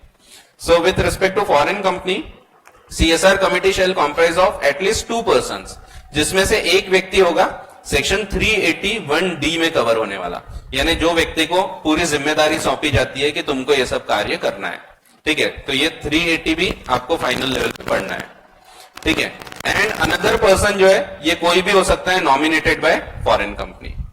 ठीक है, तो दूसरा व्यक्ति कोई भी हो सकता है, तो एक व्यक्ति लेकिन 380 में कवर होने वाला होना चाहिए। बस ये भी कोई काम का नहीं है। Disclosure of committee in board report, board के रिपोर्ट में लिखना पड़ता है कि कमिटी में कौन कौन है। सो वो पॉइंट नंबर O में पूरी डिटेल ऑफ पॉलिसी होती है, तो उसमें ये भी लिखना पड़ता है, कोई खास काम का नहीं है। ड्यूटीज ऑफ CSR कमिटी ये भी बताया मैंने। So shall formulate and recommend to the board CSR policy which shall indicate activities to be undertaken by the company in areas or subjects specified in schedule 7. Recommend the amount of expenditure which is to be incurred on activities in clause A, and monitor the CSR policy from time to time. ठीक है, सो वही है 3 चीजें ये अपन ने लिखे थे यहाँ। सो फॉर्मुलेट CSR पॉलिसी, उसके लिए recommend the amount and monitor the plan.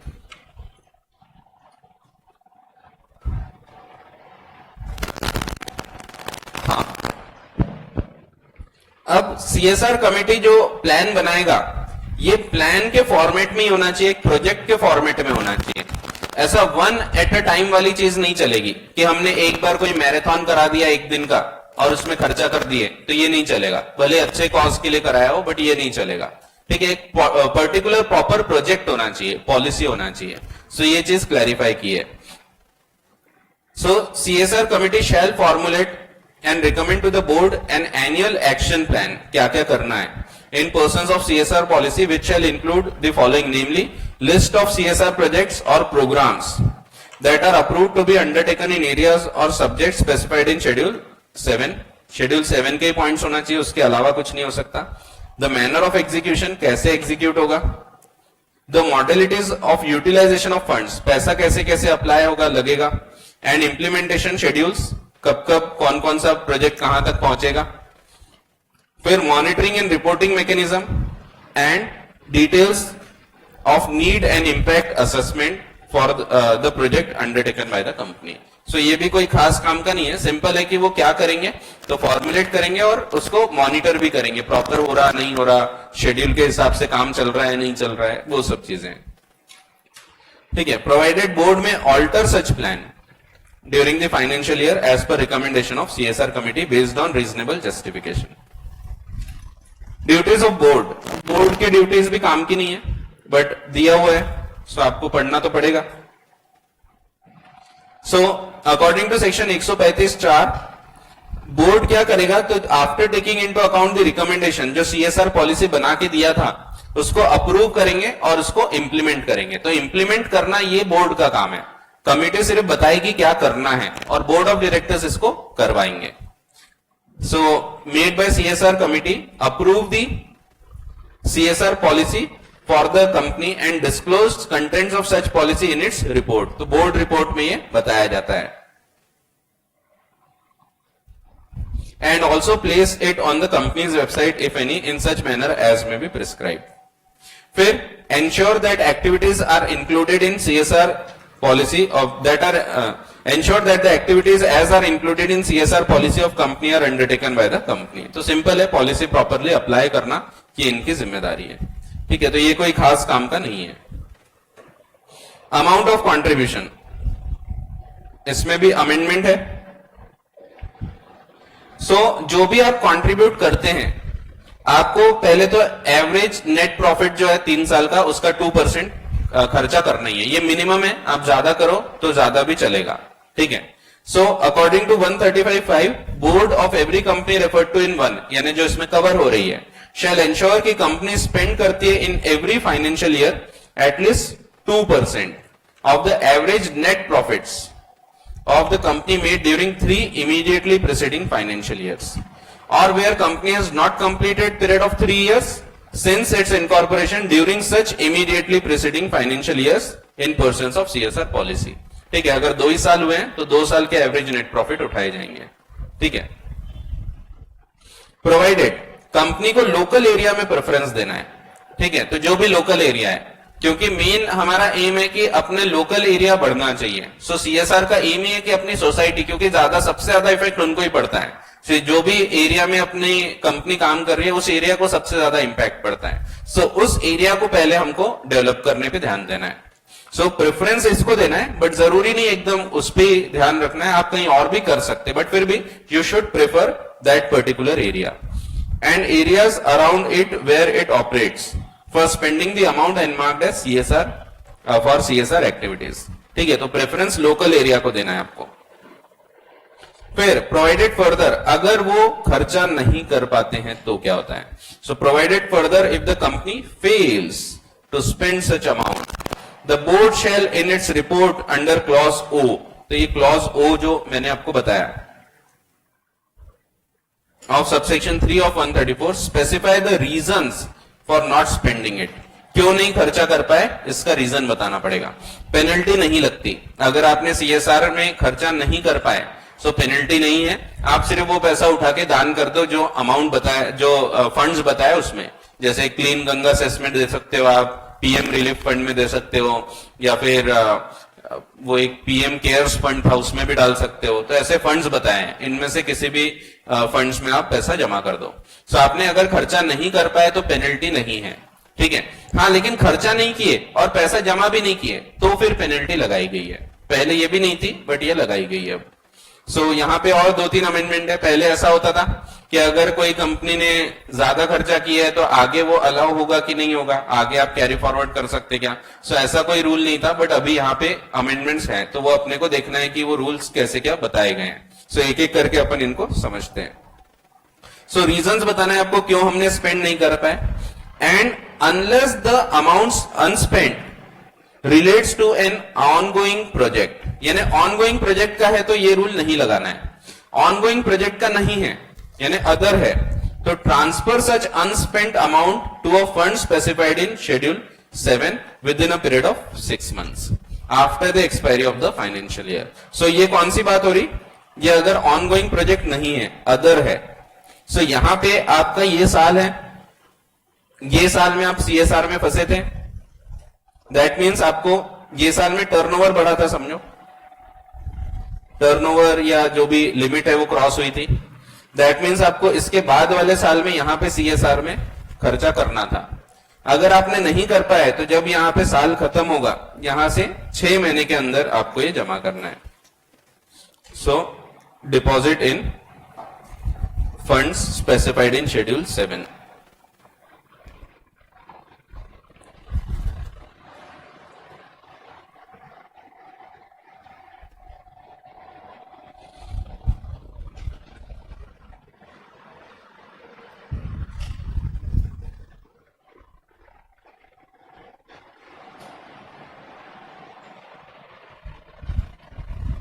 Schedule 7 का जो फंड है उसमें आपको जमा कर देना, ये अगर ऑन गोइंग नहीं है तो। और ऑन गोइंग के लिए अलग रूल है। ऑन गोइंग प्रोजेक्ट में जैसा कि मैंने आपको बताया, ऑन गोइंग प्रोजेक्ट तो लंबे समय को चलेगा। इस साल आपका टर्नओवर या लिमिट क्रॉस हुई थी, आप 3 साल के लिए अगर रख रहे हैं तो ये तो फर्स्ट ईयर हो गया, इसके बाद सेकेंड, थर्ड, फोर्थ, क्योंकि 3 साल में आपको खर्चा करना है, एक्सक्लूडिंग द ईयर जिस साल आपने खर्चा करना चालू किया।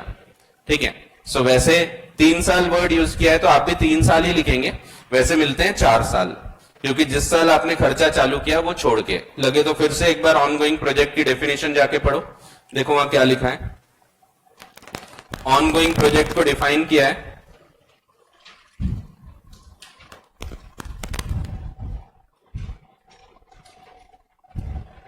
पेज नंबर 20 पे। मल्टी ईयर प्रोजेक्ट जो फुलफिल करना है सीएसआर उसके लिए बनाया गया है, not exceeding 3 years excluding the financial year in which it was commenced. So जिस साल कमेंस हुआ वो छोड़ के 3 साल एक्स्ट्रा, सो 4 साल का टाइम आपको मिलता है। ठीक है, सो यहां भी वही लिखा था मैंने, 4 साल। सो 4 साल आप उसको खर्चा कर लो, लेकिन अब 4 साल का टाइम है तो क्या आप उसको कैसे भी रखे रहोगे क्या पैसे को, जब तक खर्चा नहीं होता? तो नहीं, आपको इसका एक अलग अकाउंट चालू करना है।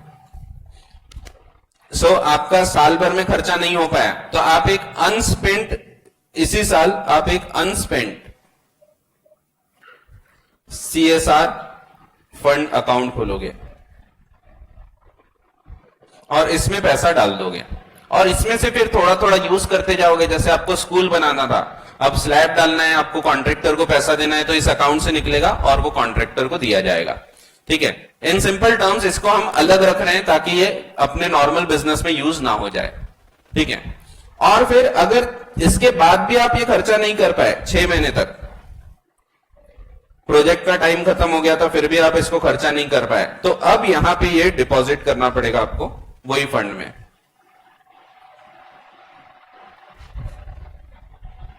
Specified in schedule 7। ठीक है,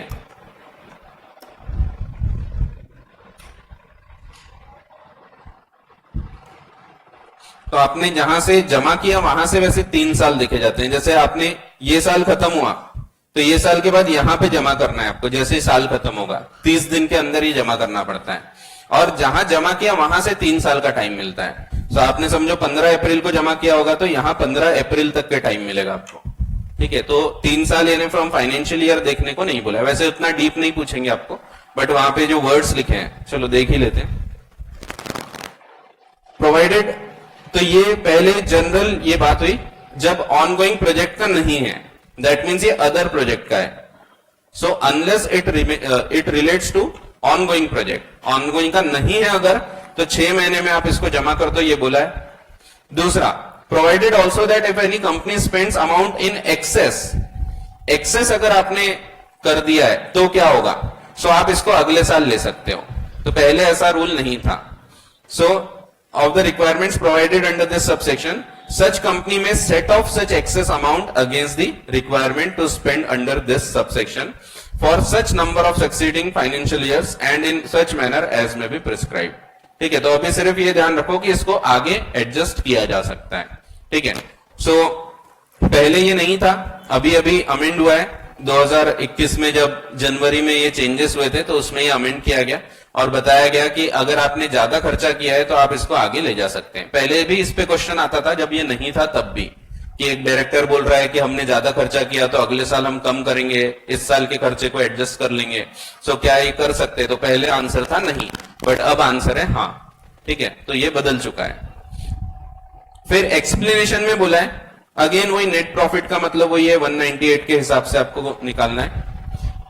अब ये बात हो रही है ऑन गोइंग प्रोजेक्ट की,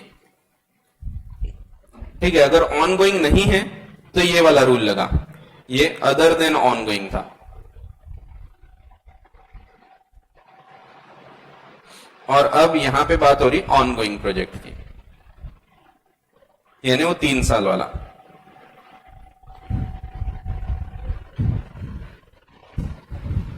सो अकॉर्डिंग टू 135(6), तो 135(5) में ये बताया है, 135(5) उसका प्रोविजो बताता है कि आपको जो खर्चा है वो अगर ऑनगोइंग का नहीं है तो 6 महीने के अंदर अलग इसमें डाल दो, ठीक है। तो जो शेड्यूल 7 में बताए हैं वो फंड्स में डाल दो, जिसमें इवन पीएम केयर्स वगैरह ये सब फंड्स बताए गए। फिर according to section 135(6), amount remaining unspent under subsection 5 pursuant to any ongoing project, अगर ऑनगोइंग प्रोजेक्ट का है, fulfilling such conditions as may be prescribed, वो हमने देखा ही 3 साल तक के आप रख सकते हैं। Undertaken by company in persons of CSR policy shall be transferred by such company within a period of 30 days from the end of the financial year to a special account to be opened by the company in that behalf for that financial year in any scheduled bank, to be called as unspent CSR account, and such amounts shall be spent by the company in pursuance of its obligation towards CSR policy within a period of 3 financial years from the date of such transfer, failing which company shall transfer the same, अगर नहीं किया आपने खर्चा तो company को ये अगले 30 दिन में ट्रांसफर कर देना है। मैंने 6 months लिखा, वहां पे भी 30 दिन है। सो यहां दोनों ही जगह 30 दिन का टाइम है। सो यहां 6 months नहीं है, 30 days है।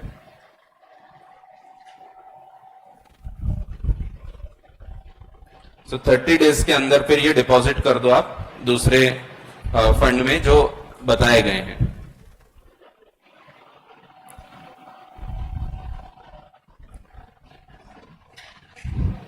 बस खत्म हो रहा है, बस ये क्या इतना सा बचा, बस। हाँ डायग्राम, हाँ यहाँ 30, यहाँ तो 6 months ही है ना, यहाँ 30 days है, ठीक है। तो यहाँ पे 6 months ही है, ये देखो ये 6 months है ऊपर। अगर ऑनगोइंग प्रोजेक्ट नहीं है तो 6 महीने में जमा करो, और अगर ऑनगोइंग का है तो within a period of 30 days from the completion of 3rd financial year. So जैसे तीसरा साल खत्म हुआ वहां से आपको शेड्यूल 7 में जो बताए गए फंड है उसमें जमा कर देना है। तो यहां 30 दिन बताया। नेट प्रॉफिट बता चुका हूं मैंने, ये रिपीट हो रहा है। So for the purpose of this section net profit shall include, वही 198 के हिसाब से। फिर नेट प्रॉफिट में क्या नहीं आएगा, shall not include. So repeat हो रहा है, ऊपर डेफिनेशन में हमने पढ़े already. Profit arising from overseas branches, भले ही फिर वो अलग सब्सिडरी बना के करो या सेम ब्रांच सेम कंपनी, और कोई डिविडेंड ऐसी कंपनी से जो मिल रहा है जो सीएसआर एक्टिविटी फॉलो कर चुकी है, ठीक है। और फॉरेन कंपनी के केस में जो नेट प्रॉफिट है ये 381 के हिसाब से रेड विथ 198 कैलकुलेट करना है।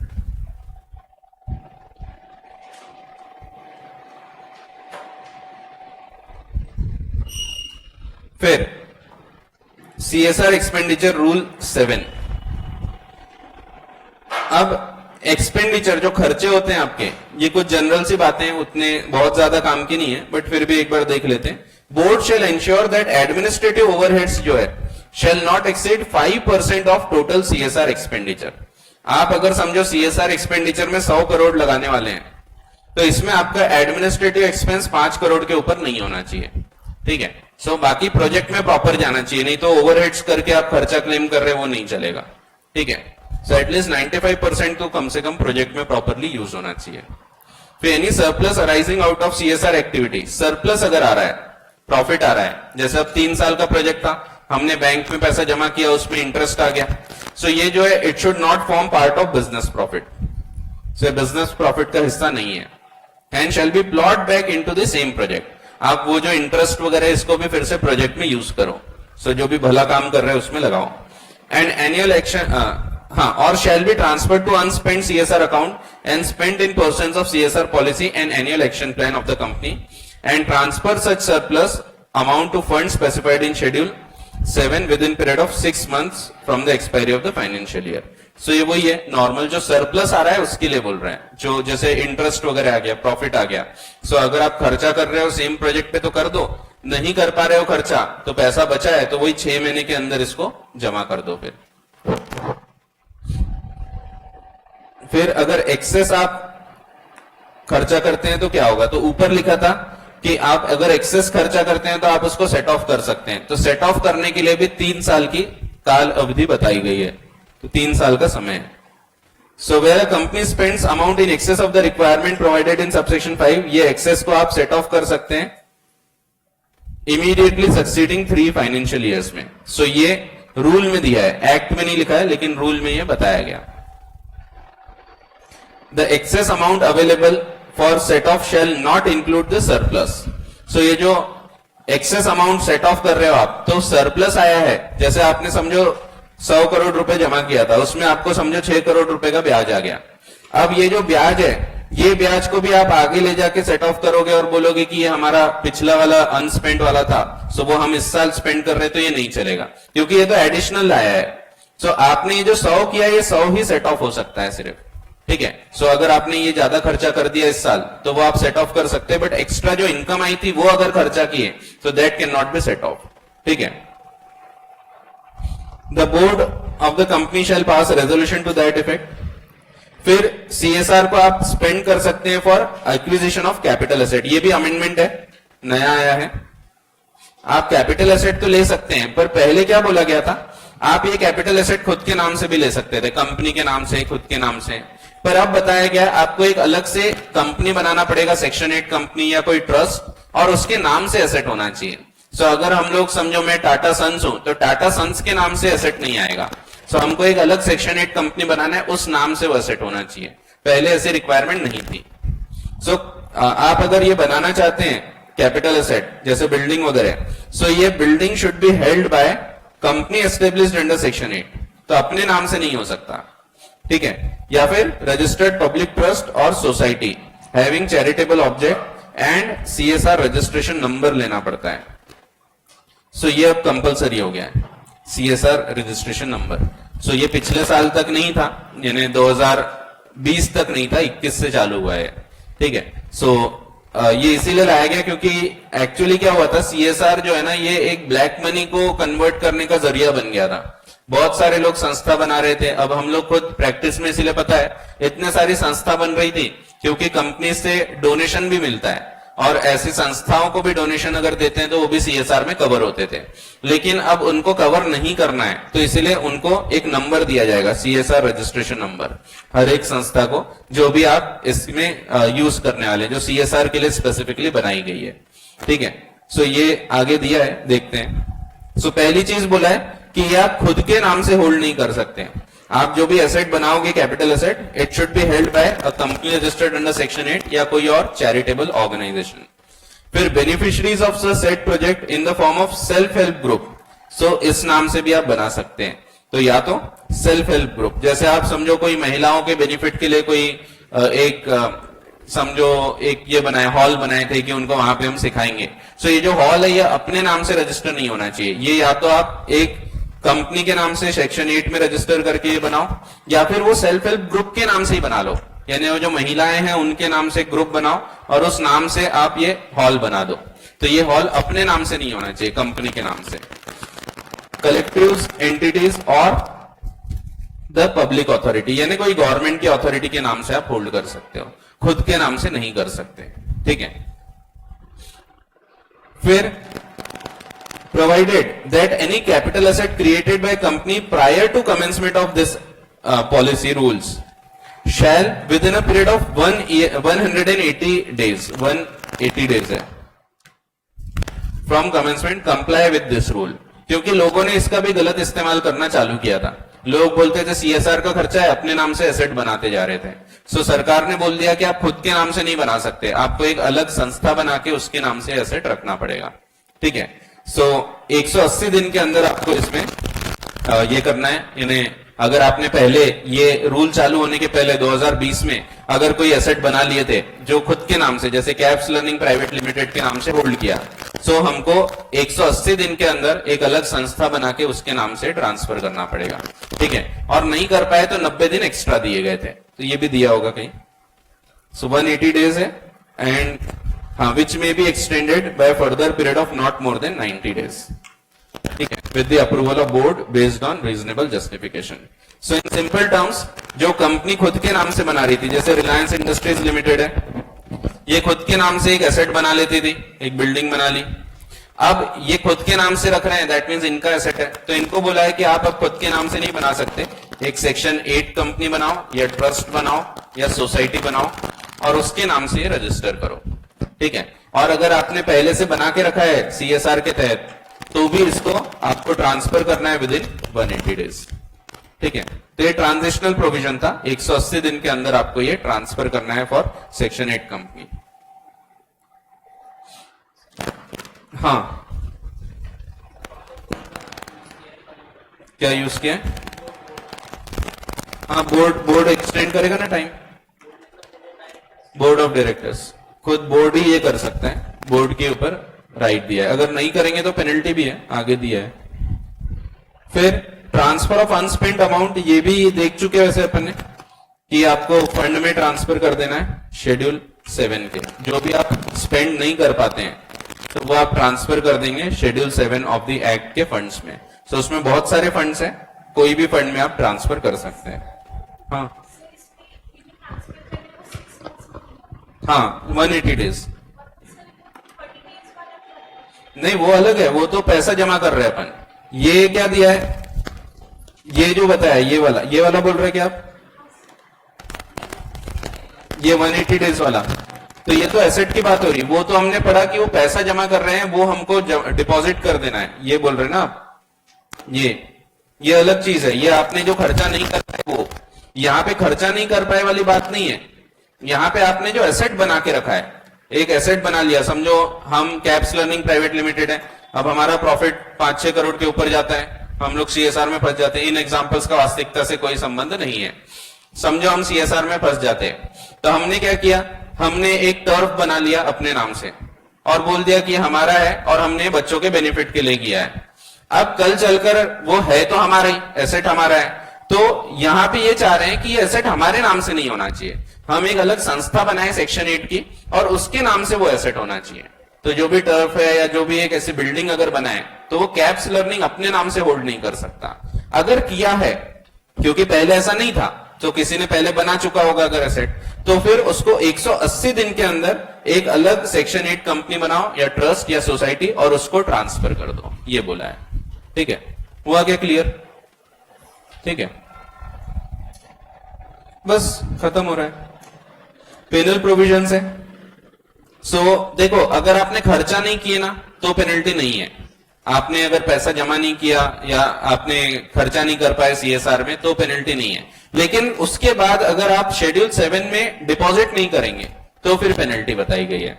सो अगर आप खर्चा नहीं कर पाए तो सिर्फ बोर्ड रिपोर्ट में बता दो कि हमने नहीं कर पाया और हमने दान कर दिया, तो अगर आप वो कर देते तो सफिशिएंट है, बट वो भी नहीं करोगे तो फिर पेनल्टी है। So if a company is in default, तो कंपनी अगर डिफॉल्ट कर रही है, सो पेनल्टी है ट्वाइस, 2 गुना of the amount required to be transferred. Penalty काय की है, ध्यान रखो, फिर से पढ़ो। If a company is in default in complying with provisions of subsection 5, यानी 6 महीने में ट्रांसफर करने की जो अनस्पेंट अमाउंट है वो अगर आप ट्रांसफर नहीं करते तो वो, या सबसेक्शन 6 ये ऑनगोइंग प्रोजेक्ट की, ऑनगोइंग प्रोजेक्ट में 30 दिन के अंदर अगर ट्रांसफर नहीं करते हैं तो उसकी अगर डिफॉल्ट होगी तो इसकी पेनल्टी नहीं है कि आपने CSR में खर्चा क्यों नहीं किया, 2% खर्चा नहीं कर पाए, उसकी पेनल्टी नहीं है, बट नहीं कर पाए तो आपको डिपॉजिट करना है, ये नहीं करोगे तब पेनल्टी है, ठीक है। सो अगर हम डिपॉजिट नहीं करते तो जो भी डिपॉजिट नहीं किया उसका 2 गुना हमको पेनल्टी लगेगी, ठीक है। ये कंपनी को है, और 1 crore which ever is less, यानी मैक्सिमम 1 करोड़ है, ठीक है। एंड एवरी ऑफिसर को बोला गया है shall be liable to 1/10 of the amount, यानी 10% required to be spent or 2 lakh, whichever is less. Again, whichever is less.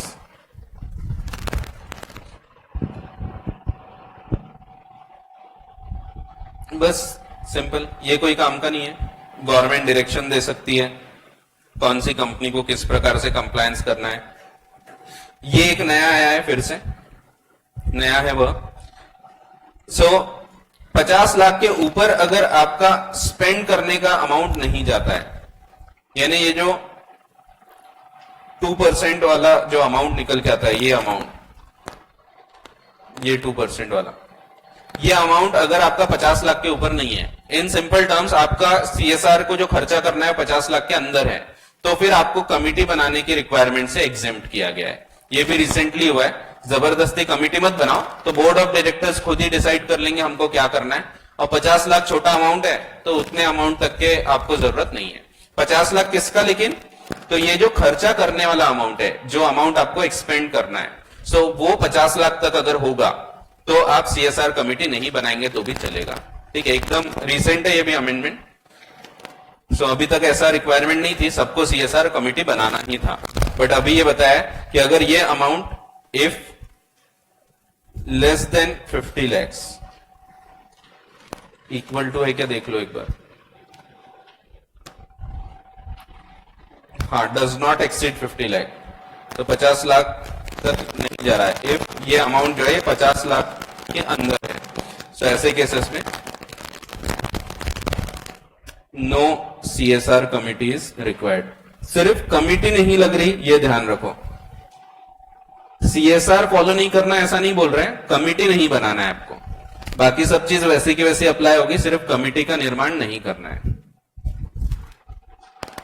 अगर ये अमाउंट 50 लाख के अंदर है तो.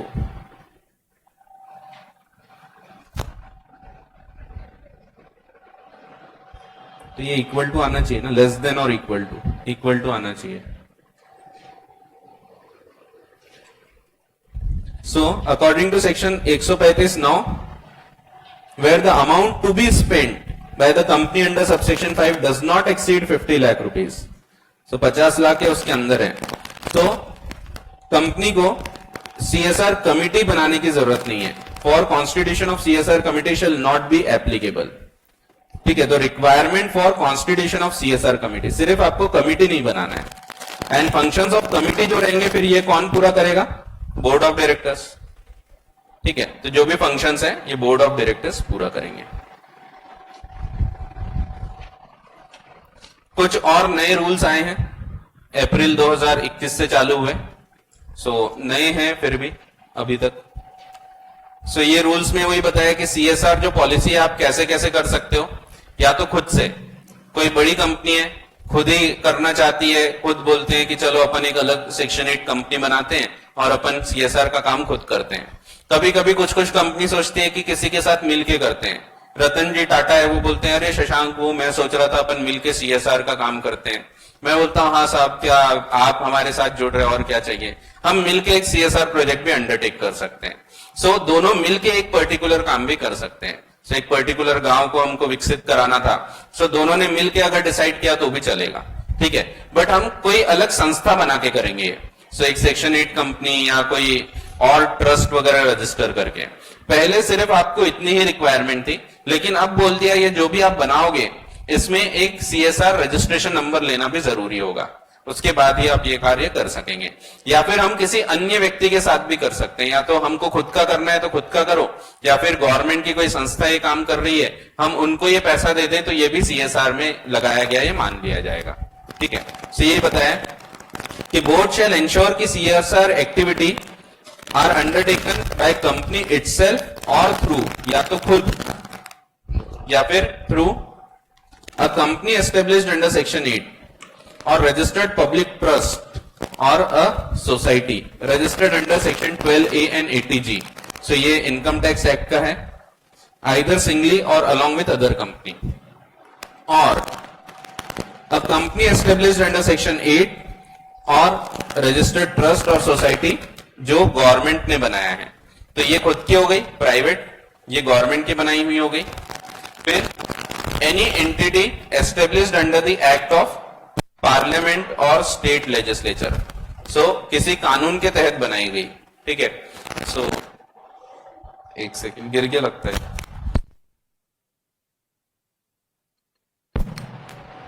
हाँ, सो पार्लियामेंट या स्टेट लेजिस्लेचर यानी कोई ना कोई एक्ट के तहत बनाई गई होना चाहिए, ठीक है। सो पहला ये खुद की हो गई सेल्फ,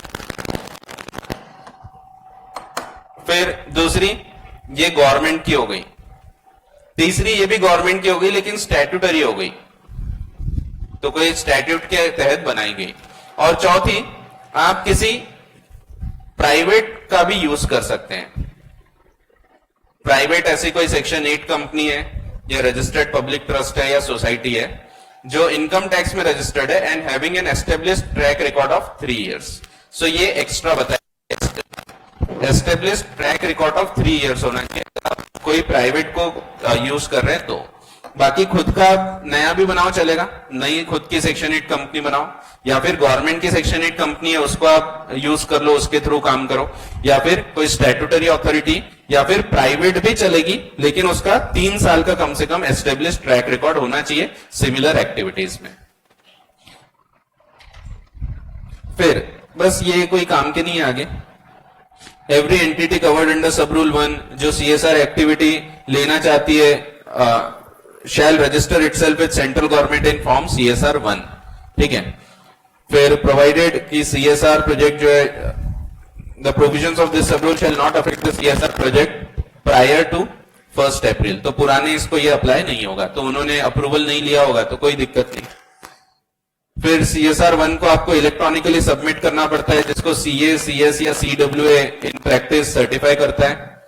फिर सबमिशन के बाद एक unique CSR registration number generate होगा। सो ये अगेन अप्रैल 21 से चालू हुए रूल्स, इसके पहले तक के सीएसआर नंबर की आवश्यकता नहीं हुआ करती थी, ठीक है। तो सीएसआर नंबर इसीलिए बोला है क्योंकि लोग धोखाधड़ी करते थे आजकल।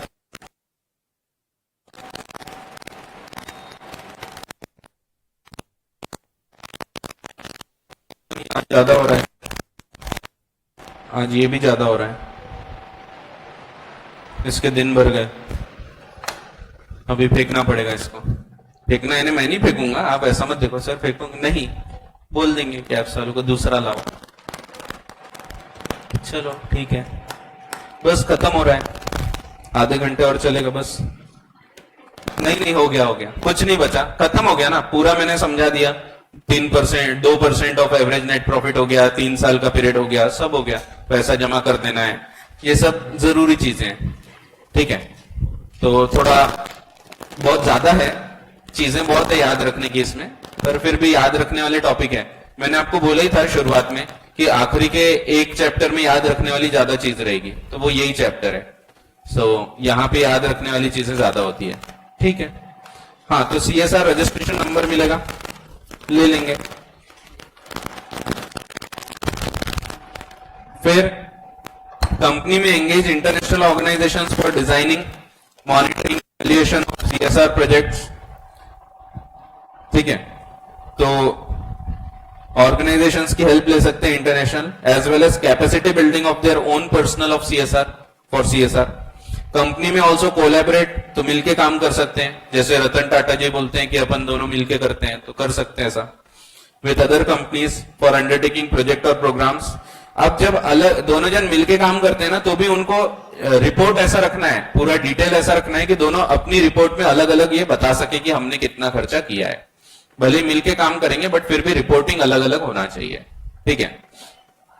The board of the company shall satisfy itself that the funds so disbursed have been utilized for the purpose and in the manner as approved by the CFO or person responsible। ये कोई काम का नहीं।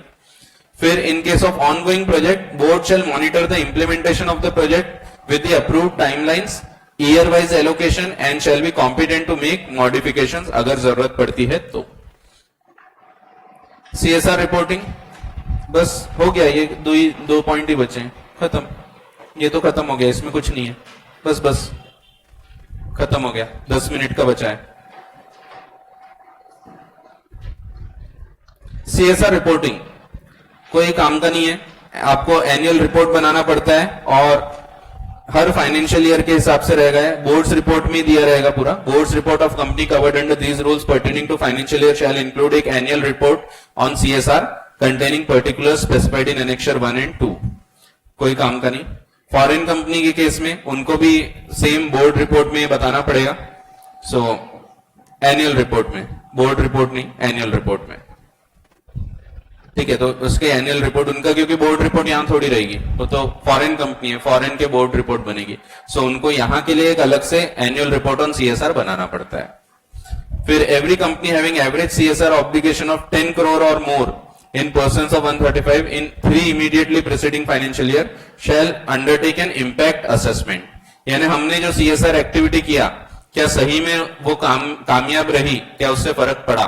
सो एक impact assessment करेंगे। Assessment यानी calculate करना, और इम्पैक्ट, सो क्या इम्पैक्ट रहा हमारी पॉलिसी का, ये इंडिपेंडेंट एजेंसी के थ्रू आपको कराना है। जैसे ऑडिट होता है वैसे ही है। Of their CSR project having outlays of 1 crore or more and which have been completed not less than 1 year before taking the impact study। ठीक है, फिर the impact assessment report shall be placed before the board। कोई काम का नहीं। Company undertaking impact assessment में book the expenditure towards CSR for that financial year which shall not exceed 5%। सो वही है, ये जो खर्चा है इम्पैक्ट असेसमेंट का, वो एजेंसी भी पैसा लेगी, सो वो भी आप बुक कर सकते हैं। ठीक है, और 50 lakh which ever is less. हाँ, ये काम का है, रटने की जरूरत नहीं, ये काम का नहीं है। ऊपर का ये पूरा इग्नोर कर सकते हैं आप, रूल नंबर 8। बाकी इसमें कुछ काम के हैं, कुछ नहीं, ये काम का है। अब ये नया है इसीलिए सीएसआर रजिस्ट्रेशन नंबर वगैरह लगेगा, ये सब इसीलिए जरूरी हो जाता है। तो पहले ऐसे जरूरी नहीं था, बट नंबर देंगे वगैरह ये सब कभी पूछा जा सकता है। ये कोई काम का नहीं है, ये पूछा जा सकता है, बाकी ये भी कोई काम का नहीं है। एक्टिविटीज शेड्यूल 7 में क्या क्या बताया है। सो आपकी जहां तक सोच चल सकती है वहां तक के सब चीजें कवर हो गई है। सो भूखमरी हटाना, गरीबी हटाना, माल न्यूट्रिशन, जो क्या बोलते हैं कुपोषण भारत छोड़ो। फिर promoting health care including preventive health care, यानी आपने कोई हेल्थ केयर के लिए ये लगा दिया, कैंप लगा दिया, वो भी चलेगा। सैनिटेशन, सो स्वच्छ भारत, सैनिटेशन यानी वो है शौचालय, जहां शौच वहां शौचालय वाला, तो सैनिटेशन वगैरह में कवर होता है। हाँ, फिर including contribution to Swachh Bharat Kosh set up by central government for promotion of sanitation and making available safe drinking water. So ये सब कवर हो जाएगा। इवन आप कोई ठंडे पानी का वाटर प्यूरिफायर एंड कूलर दे रहे हैं स्कूल्स को, ये भी कवर हो जाएगा। ठीक है, सो पहला है गरीबों से रिलेटेड, इसमें सभी कवर हो जाएगा। आपकी जहां तक सोच चल सकती है सब कवर्ड है। ठीक है, सिर्फ क्या नहीं है वो इसीलिए याद रखना है आपको। वो जो 6 चीजें हमने देखा, एम्प्लॉय के लिए होगा, जो नॉर्मल वर्किंग बिजनेस का होगा वो नहीं होगा, वो चीजें छोड़ के बाकी सब कवर हो जाता। प्रमोशन ऑफ एजुकेशन, पढ़ाई लिखाई, including special education and employment enhancing vocational skills. Vocation का मतलब होता है जिसका कोई ये नहीं होता, सर्टिफिकेट नहीं होता, बट फिर भी वो काम सीख रहे हैं और उससे कुछ कमा रहे हैं। जैसे एक सीए है, सीए एक प्रोफेशनल है, बट एक बीकॉम, सिर्फ बीकॉम करके अगर जीएसटी के काम करता है तो ये उसका वोकेशन है। तो वोकेशन मींस उसने कोई सर्टिफिकेट नहीं लिया उसका, बट फिर भी वो काम कर रहा है, उसका सीख चुका है उसने। तो जैसे आप महिलाओं को कुछ चटाई वगैरह बनाना सिखा रहे हैं या बुनाई कढ़ाई सिखा रहे हैं, तो ये वोकेशंस में कवर होते हैं। ठीक है, इसका कोई सर्टिफिकेट नहीं मिलता, बट फिर भी एक जीविका कमाने का एक साधन हो जाता है, सो वो वोकेशन कहलाते हैं। सो आपने वैसे टैक्सेशन में पढ़ा होगा, पीजीबीपी में ये वर्ड आता है कई जगह, vocation. So employment enhancing vocational skills specially among children, women, elderly and differently abled and livelihood enhancement projects. तो वही जीविका कमाने का साधन, तो वही चटाई बुनाई सिखा रहे हैं, वो सब चीजें। ठीक है, तो ये होता है, एक्चुअल में करते हैं बहुत सारे लोग। फिर प्रमोटिंग जेंडर इक्वलिटी, सो महिला सशक्तिकरण, empowering women, setting up homes and hostels for women, orphans, setting up old age homes, ये सब कवर हो रहा है। Day care centres, day care centre उनके लिए होता है जैसे कोई वर्किंग है तो बच्चों को छोड़ के चले जाते हैं वैसे। Such other facilities for senior citizens and measures for reducing inequalities faced by socially and economically backward groups, simple है, रटने की आवश्यकता नहीं है। एंश्योरिंग एनवायरमेंट सस्टेनेबिलिटी, पोल्यूशन कम करवाना, ecological balance, protection of flora and fauna, ये जंगल है। एनिमल वेलफेयर, सो जानवरों को ध्यान रखना। Agro forestry, conservation of natural resources, maintaining quality of soil, so आजकल ये चल रही है मुहिम सदगुरु अंकल की, सो हाँ ये चल रही है। पहले उन्होंने नदियां बचाए, अभी ये सॉइल बचा रहे हैं। मैं खुद भी उसमें वॉलंटियर हूं, बट मैं कुछ कर नहीं पाता, सो मेरे को भेजते हैं वो लोग कि ये आज के दिन ये पोस्ट करना है, आज के दिन ये करना है, बट मैं भूल जाता हूं, ठीक है, वक्त नहीं होता। सो हाँ, तो ये है, सो soil, air, water, including contribution to clean Ganga fund setup by central government for rejuvenation of river Ganga. फिर protection of national heritage, Taj Mahal बचाना, काला हो रहा है वो, सो वो भी बचाना है हमको। हाँ, ताजमहल काला हो रहा है, कितना अच्छा लगेगा ना एकदम ब्लैक ताजमहल, पर वैसा पूरा काला नहीं हो रहा है, वही दिक्कत है। तो ऐसा धब्बे पड़ रहे हैं, ऐसे लाइन वगैरह पड़ रही, तो अच्छा काला नहीं हो रहा। अच्छा काला हो जाए तो अपन तो होने देंगे। तो खैर, सो नेशनल हेरिटेज, कला, culture including restoration of building sites of historical importance, works of art, setting up public libraries, promotion, development, traditional arts, handicrafts, ये सब। Measures for the benefit of armed force veterans, war widows, dependents, Central Armed Police Force CAPF, Central Paramilitary Forces veterans and their dependent including widows. So इन लोगों के लिए आप benefit दे रहे हैं जो war widows वगैरह हैं या उनके परिवार वाले हैं उनके लिए। फिर training to promote rural sport, तो ग्राम क्या बोलते हैं उसको, क्रीडा, ग्राम क्रीडा योजनाएं वगैरह चालू कर रहे हो आप। क्रीडा यानी ये खेल, sports. Nationally recognize sport, para Olympic sports या ओलंपिक स्पोर्ट्स, सो इसके लिए आप खर्चा कर रहे हैं। Contribution to prime minister national relief fund PMNRF, prime minister citizen assistance and relief in emergency situation funds, जिसको प्यार से PM केयर्स फंड बोलते हैं। Any other fund set up by central government for socio-economic development and relief and welfare of scheduled castes, tribes and other backward class minorities and women.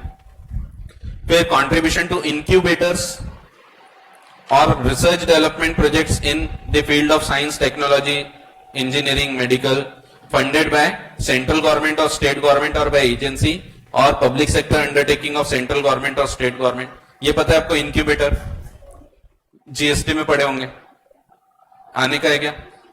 Incubator होता है, incubator और इंक्यूबिटी ऐसे होते हैं। Incubator यानी जैसे मैं हूं, मेरे पास बहुत पैसा है खूब, यानी मैं ऐसा 10 रुपए निकालू तो 25-30 तो ऐसे गिर जाते हैं। अब मैं क्या करता हूं, मैं ऐसा एक बड़ा सा एक जगह ले लेता हूं, ये जगह में मैं अलग अलग एरिया बना लूंगा। जैसे ये एक मैंने लाइब्रेरी बना ली, लाइब्रेरी तो नहीं, लेबोरेटरी बना दिया, ठीक है, एक लैब बना लिया, फिर एक कंप्यूटर लैब बना दिया, एक छोटा सा ऑफिस है जहां केबिन्स है, जहां एम्प्लॉइज है, वैसे ही और छोटे छोटे ऐसे अलग अलग एरिया है जहां पे आप मीटिंग कर सकते हैं। सो ऐसे अलग अलग एरिया बना दिया एक पर्टिकुलर जगह लेके। अब कोई एक व्यक्ति है स्टार्टअप वाला, जिसको स्टार्टअप चालू करना है, लेकिन उसके पास इतना पैसा नहीं होता है कि वो ये सब सेटअप कर सके। सो मैंने ये सेटअप करके रखा हूं। जो भी व्यक्ति को स्टार्टअप चालू करना है, उसको इसकी जरूरत है, तो वो मेरे यहाँ आएगा, यहाँ कंप्यूटर लैब यूज कर सकता है, ये लेबोरेटरी यूज कर सकता है, फिर मीटिंग वीटिंग करना है या कोई एम्प्लॉइज की सर्विस चाहिए तो वो सब यूज कर सकता है। सो मैं कहलाता हूं इंक्यूबेटर। तो मैंने ये जो सेटअप किया, इसको हम बोलते हैं इंक्यूबेशन सेंटर। सो इंक्यूबेशन यानी जो, वैसे इंक्यूबेशन यानी जो छोटे बच्चे होते हैं उनको प्रॉपर ग्रो होना चाहिए, इसलिए एक बॉक्स होता है, उसको बोलते हैं। तो वैसे यहाँ पे है कि ये जो स्टार्टअप चालू कर रहा है, इसके पास इतना पैसा नहीं होता, इसके पास दिमाग है लेकिन इसके पास पैसा नहीं है कि खुद का ऑफिस सेटअप करे। और इसीलिए सरकार चाहती है कि जिनके पास पैसा है वो लोग ऐसा इंक्यूबेटर्स चालू करें।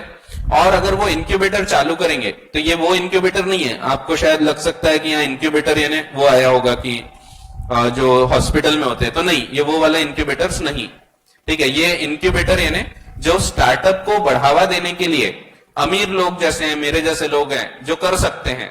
सो मैंने एक इंक्यूबेशन सेंटर सेटअप किया।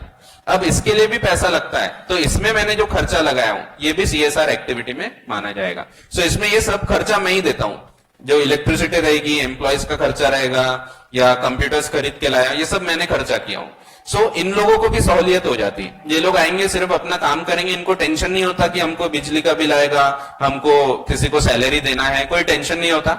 ये लोग टाइम के हिसाब से आते हैं, अपने अपने हिसाब से आते हैं, इतना टाइम वो लोग बुक कर लेते हैं और वो लोग हमारी सर्विस लेते हैं। सो मैं हो गया इनक्यूबेटर, ये हो गया इनक्यूबेटी।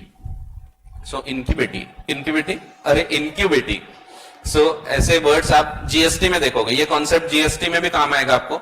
इनको जीएसटी से मुक्त किया गया है, क्योंकि जीएसटी में आप मेगा एग्जम्पशंस पढ़ोगे, बहुत सारे एग्जम्पशंस है, उसमें एक ये भी आता है इनक्यूबेटर इनक्यूबेटी, ठीक है। सो ये जो सर्विसेज है, इनको जबरदस्ती स्टार्टअप को बढ़ावा देना है, इसीलिए इनको जीएसटी में नहीं कवर करते हैं। सो वो है इनक्यूबेटर। और research development projects in the field of science, technology, engineering and medicine, funded by central government, state government or any agency or public sector undertaking और of central government और state government। तो इसके लिए funding भी मिलती है, सरकार भी सहायता करती है। फिर contribution to public funded universities, अब ये रटने की जरूरत नहीं है, इसमें बहुत सारे ऐसे ऑर्गेनाइजेशंस कवर होते हैं। National laboratory of autonomous bodies established under DAE, तो department of atomic energy, department of biotechnology, department of science and technology, department of pharmaceutical, फिर ministry of Ayurveda, yoga, naturopathy, Unani, Siddha, homeopathy, Ayush. Ayush तो मंत्रालय है, तो आयुष यानी इसी से बनता है, AYUSH, तो ये आयुष है, ठीक है। तो आयुष मंत्रालय है। तो ये जो मिनिस्ट्री है, अगर इनको भी आप कंट्रीब्यूट करते हैं तो ये भी इसमें कवर हो जाएगा। Ministry of Electronics and Information Technology and other bodies, namely Defense Research Development Organization, DRDO, नाम सब सुने हुए लग रहे होंगे। Indian Council of Agricultural Research, ICAR, फिर Indian Council of Medical Research, ICMR। So इन लोगों को अगर आप पैसा दे रहे हैं तो ये भी इसमें कवर हो जाएगा। तो contribution to these universities या जो भी डिपार्टमेंट्स है, मिनिस्ट्रीज है, इनको अगर पैसा दे रहे हैं, ये भी CSR एक्टिविटी है, ठीक है। सो रटने की आवश्यकता नहीं है, आप पढ़ोगे तो देख के याद आ जाएगी चीजें। फिर ग्राम विकास, रूरल डेवलपमेंट, फिर झुग्गी झोपड़ियों का डेवलपमेंट, स्लम एरिया, फिर डिजास्टर मैनेजमेंट, कोरोना टाइप की चीज हो गई, या कैटरीना आ गई, कैटरीना चक्रवात था एक, तो चक्रवात आ गया, हाँ चक्रवात है एक। सो ऐसे चक्रवात वगैरह आ गए, तो उसमें including relief, rehabilitation, reconstruction activities, तो ये सब। इसके अलावा यहां पे ये खत्म हो गया होता, लेकिन एमसीए ने कुछ क्लैरिफिकेशन ला लिया। बस 2 मिनट, मेरे भी क्लास है, 4:15 बजे मेरी भी क्लास है। क्लैरिफिकेशन लाया है 2014 का, पेपर थोड़ा लेट कर दूंगा, बोल दूंगा मैं। सो क्लैरिफिकेशन में बताया गया कि CSR पॉलिसी जो है वो शेड्यूल 7 की तो होना चाहिए, बट इसको हम लिबरली इंटरप्रेट करेंगे। सो एकदम स्ट्रिक्ट नहीं कि क्लीन गंगा फंड यानी बाकी कोई नदी को साफ नहीं करना, ऐसा नहीं। सो आपको कोई भी नदी का साफ सफाई कर रहे हो तो कवर हो जाएगा, ठीक है। तो एकदम स्ट्रिक्ट इंटरप्रिटेशन नहीं है, लिबरल है। सो थोड़ा लाइटली उसको इंटरप्रेट करो, ऐसा बोला है। फिर क्लैरिफाई किया कि आप ये प्रोजेक्ट फॉर्म में लो, प्रोग्राम फॉर्म में लो, सिर्फ एक इवेंट कर देना, मैराथन दौड़ा दिए और बोल दिए कि हमने CSR किया, ये नहीं चलेगा। अवार्ड दे दिए, charitable contribution, advertisement, sponsorship, TV programmes, ये सब चीजें नहीं चलेगी। It would not qualify as CSR expenditure, ये वाला याद रखना। फिर expenses incurred by companies for fulfilment of any act, ये तो मैंने बता ही दिया। फिर एनी फाइनेंशियल ईयर, ये कोई काम का नहीं है, ये हटा दिया गया है। पॉइंट 4 हैज बीन ओमिटेड, ये वही था। Any financial year means 3 financial years, तो 3 साल देखना था, ऐसा बताया था, तो ये अभी काम का नहीं है। फिर expenditure incurred by foreign holding company, हाँ अब कभी कभी ऐसा होता है, कंपनी है, ये फॉरेन की कंपनी है, ये होल्डिंग कंपनी है भारत की एक सब्सिडरी कंपनी की, एक सब्सिडरी है भारत में, ये इंडियन सब्सिडरी है। अब कभी कभी ऐसा होता है कि इंडियन सब्सिडरी डायरेक्टली पूरा पैसा दे देती है फॉरेन। अच्छा,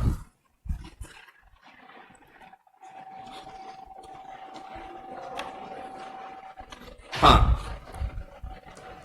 सो फॉरेन सब्सिडरी है, फॉरेन कंपनी है एंड इंडियन सब्सिडरी है। सो ऐसे केसेस में कभी कभी ऐसा होता है कि इंडियन सब्सिडरी पूरा पैसा फॉरेन को दे चुकी है, पर अब सीएसआर करना था, अब सीएसआर कहां से करेंगे? तो यहां पे अगर फॉरेन जो कंपनी है ये कुछ फंड्स प्रोवाइड करती है और उस फंड से इंडियन सब्सिडरी यहां पे सीएसआर एक्टिविटी करती है, तो it would also qualify as CSR activity by Indian subsidiary only. तो ये क्लैरिफाई किया है, ठीक है। तो कोई फॉरेन होल्डिंग कंपनी है, उसने सीएसआर एक्टिविटीज कराई है इंडिया में, लेकिन वो रूटेड थ्रू इंडियन सब्सिडरी होना चाहिए। अगर ये डायरेक्टली कर देगी तो ये नहीं कवर होगा, ठीक है। It should be routed through Indian subsidiaries. तो फॉरेन कंपनी अगर कर रही है बट इंडियन सब्सिडरी के थ्रू, so it will also qualify as CSR expenditure. फिर रजिस्टर्ड ट्रस्ट कोई काम की नहीं। सो जो इनकम टैक्स में रजिस्टर्ड है वो ये गलत है, इनकम टैक्स एक्ट 1961 होना चाहिए। फिर contribution to corpus of a trust. So अगर आप कॉर्पस को भी देते हैं, कॉर्पस यानी जो कैपिटल होता है, तो आप सेक्शन 8 कंपनी के जो ये है कैपिटल है उसको अगर आप दे रहे हैं पैसा, दो प्रकार के डोनेशन होते हैं। एक होता है कॉर्पस डोनेशन जो कैपिटल नेचर का होता है, दूसरे होते हैं जो नॉर्मल डोनेशंस होते हैं। सो अगर आप कॉर्पस नेचर का भी डोनेशन देते हैं जो कैपिटल का हिस्सा बन रहा है, सो ये भी कवर हो जाएगा। Will qualify as CSR expenditure as long as ये एक्सक्लूसिवली बनाया गया है for CSR activities and corpus is created exclusively for purpose directly related to subject covered under schedule 7। बस खत्म। ये मैंने ऑलरेडी बता चुका हूं आपको कि वैसे जो अपन जो ये है फार्मास्यूटिकल वाले हैं वो खुद के लिए अगर कुछ करेंगे दवाइयों से रिलेटेड तो वो कवर नहीं होगा, बट अगर वो कोविड से रिलेटेड कुछ करेंगे तो कवर होगा। उसके अलावा ये भी बता दिया कि अगर आप प्रमोशन ऑफ हेल्थ वगैरह जो पॉइंट है उसमें अगर आप सिर्फ ये कवर करते हैं कोविड-19 के इलाज वगैरह, तो ये भी कवर होंगे। आप इलाज करवा के दे रहे हैं तो वो भी सीएसआर में कवर होगा। फिर ये जो सेकंड सर्कुलर है ये बताता है अगर आप कोई अवेयरनेस कैंपेन लगा रहे हैं या पब्लिक आउटरीच कैंपेन लगा रहे हैं, वैक्सीनेशन प्रोग्राम चला रहे हैं, तो ये भी चलेगा, but vaccination should not be limited only to your employees. सिर्फ एम्प्लॉय को दोगे तो नहीं चलेगा, ठीक है। बाकी वैक्सीनेशन प्रोग्राम भी इसमें कवर किया जाएगा। सो ये सब एक लिमिटेड पीरियड के लिए लाए गए हैं, ठीक है। अब पूछने के चांस कम हो गए, अब खत्म हो गया ना कोविड, अब कहां। फिर third, clarification has been issued on spending CSR funds for setting up makeshift hospitals.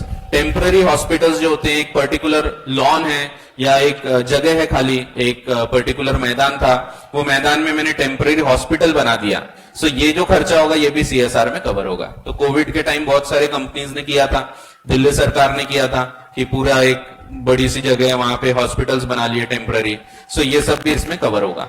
Recently और भी थोड़े चेंजेस हुए हैं, इसमें बोल दिया अगर आप ऑक्सीजन वगैरह का जनरेशन वगैरह करवाते हैं तो ये सब भी इसमें कवर होगा, ठीक है। सो वो रिसेंट चेंजेस है, बट कोई खास काम के अब बचे नहीं। सो ऐसे कुछ पॉइंट्स है, ये एक बार आप रीड कर लोगे तो समझ जाएगा। कोई डाउट? वैसे काफी डीप में चले गए अपन, अति डीप चले गए अपन, बट ठीक है।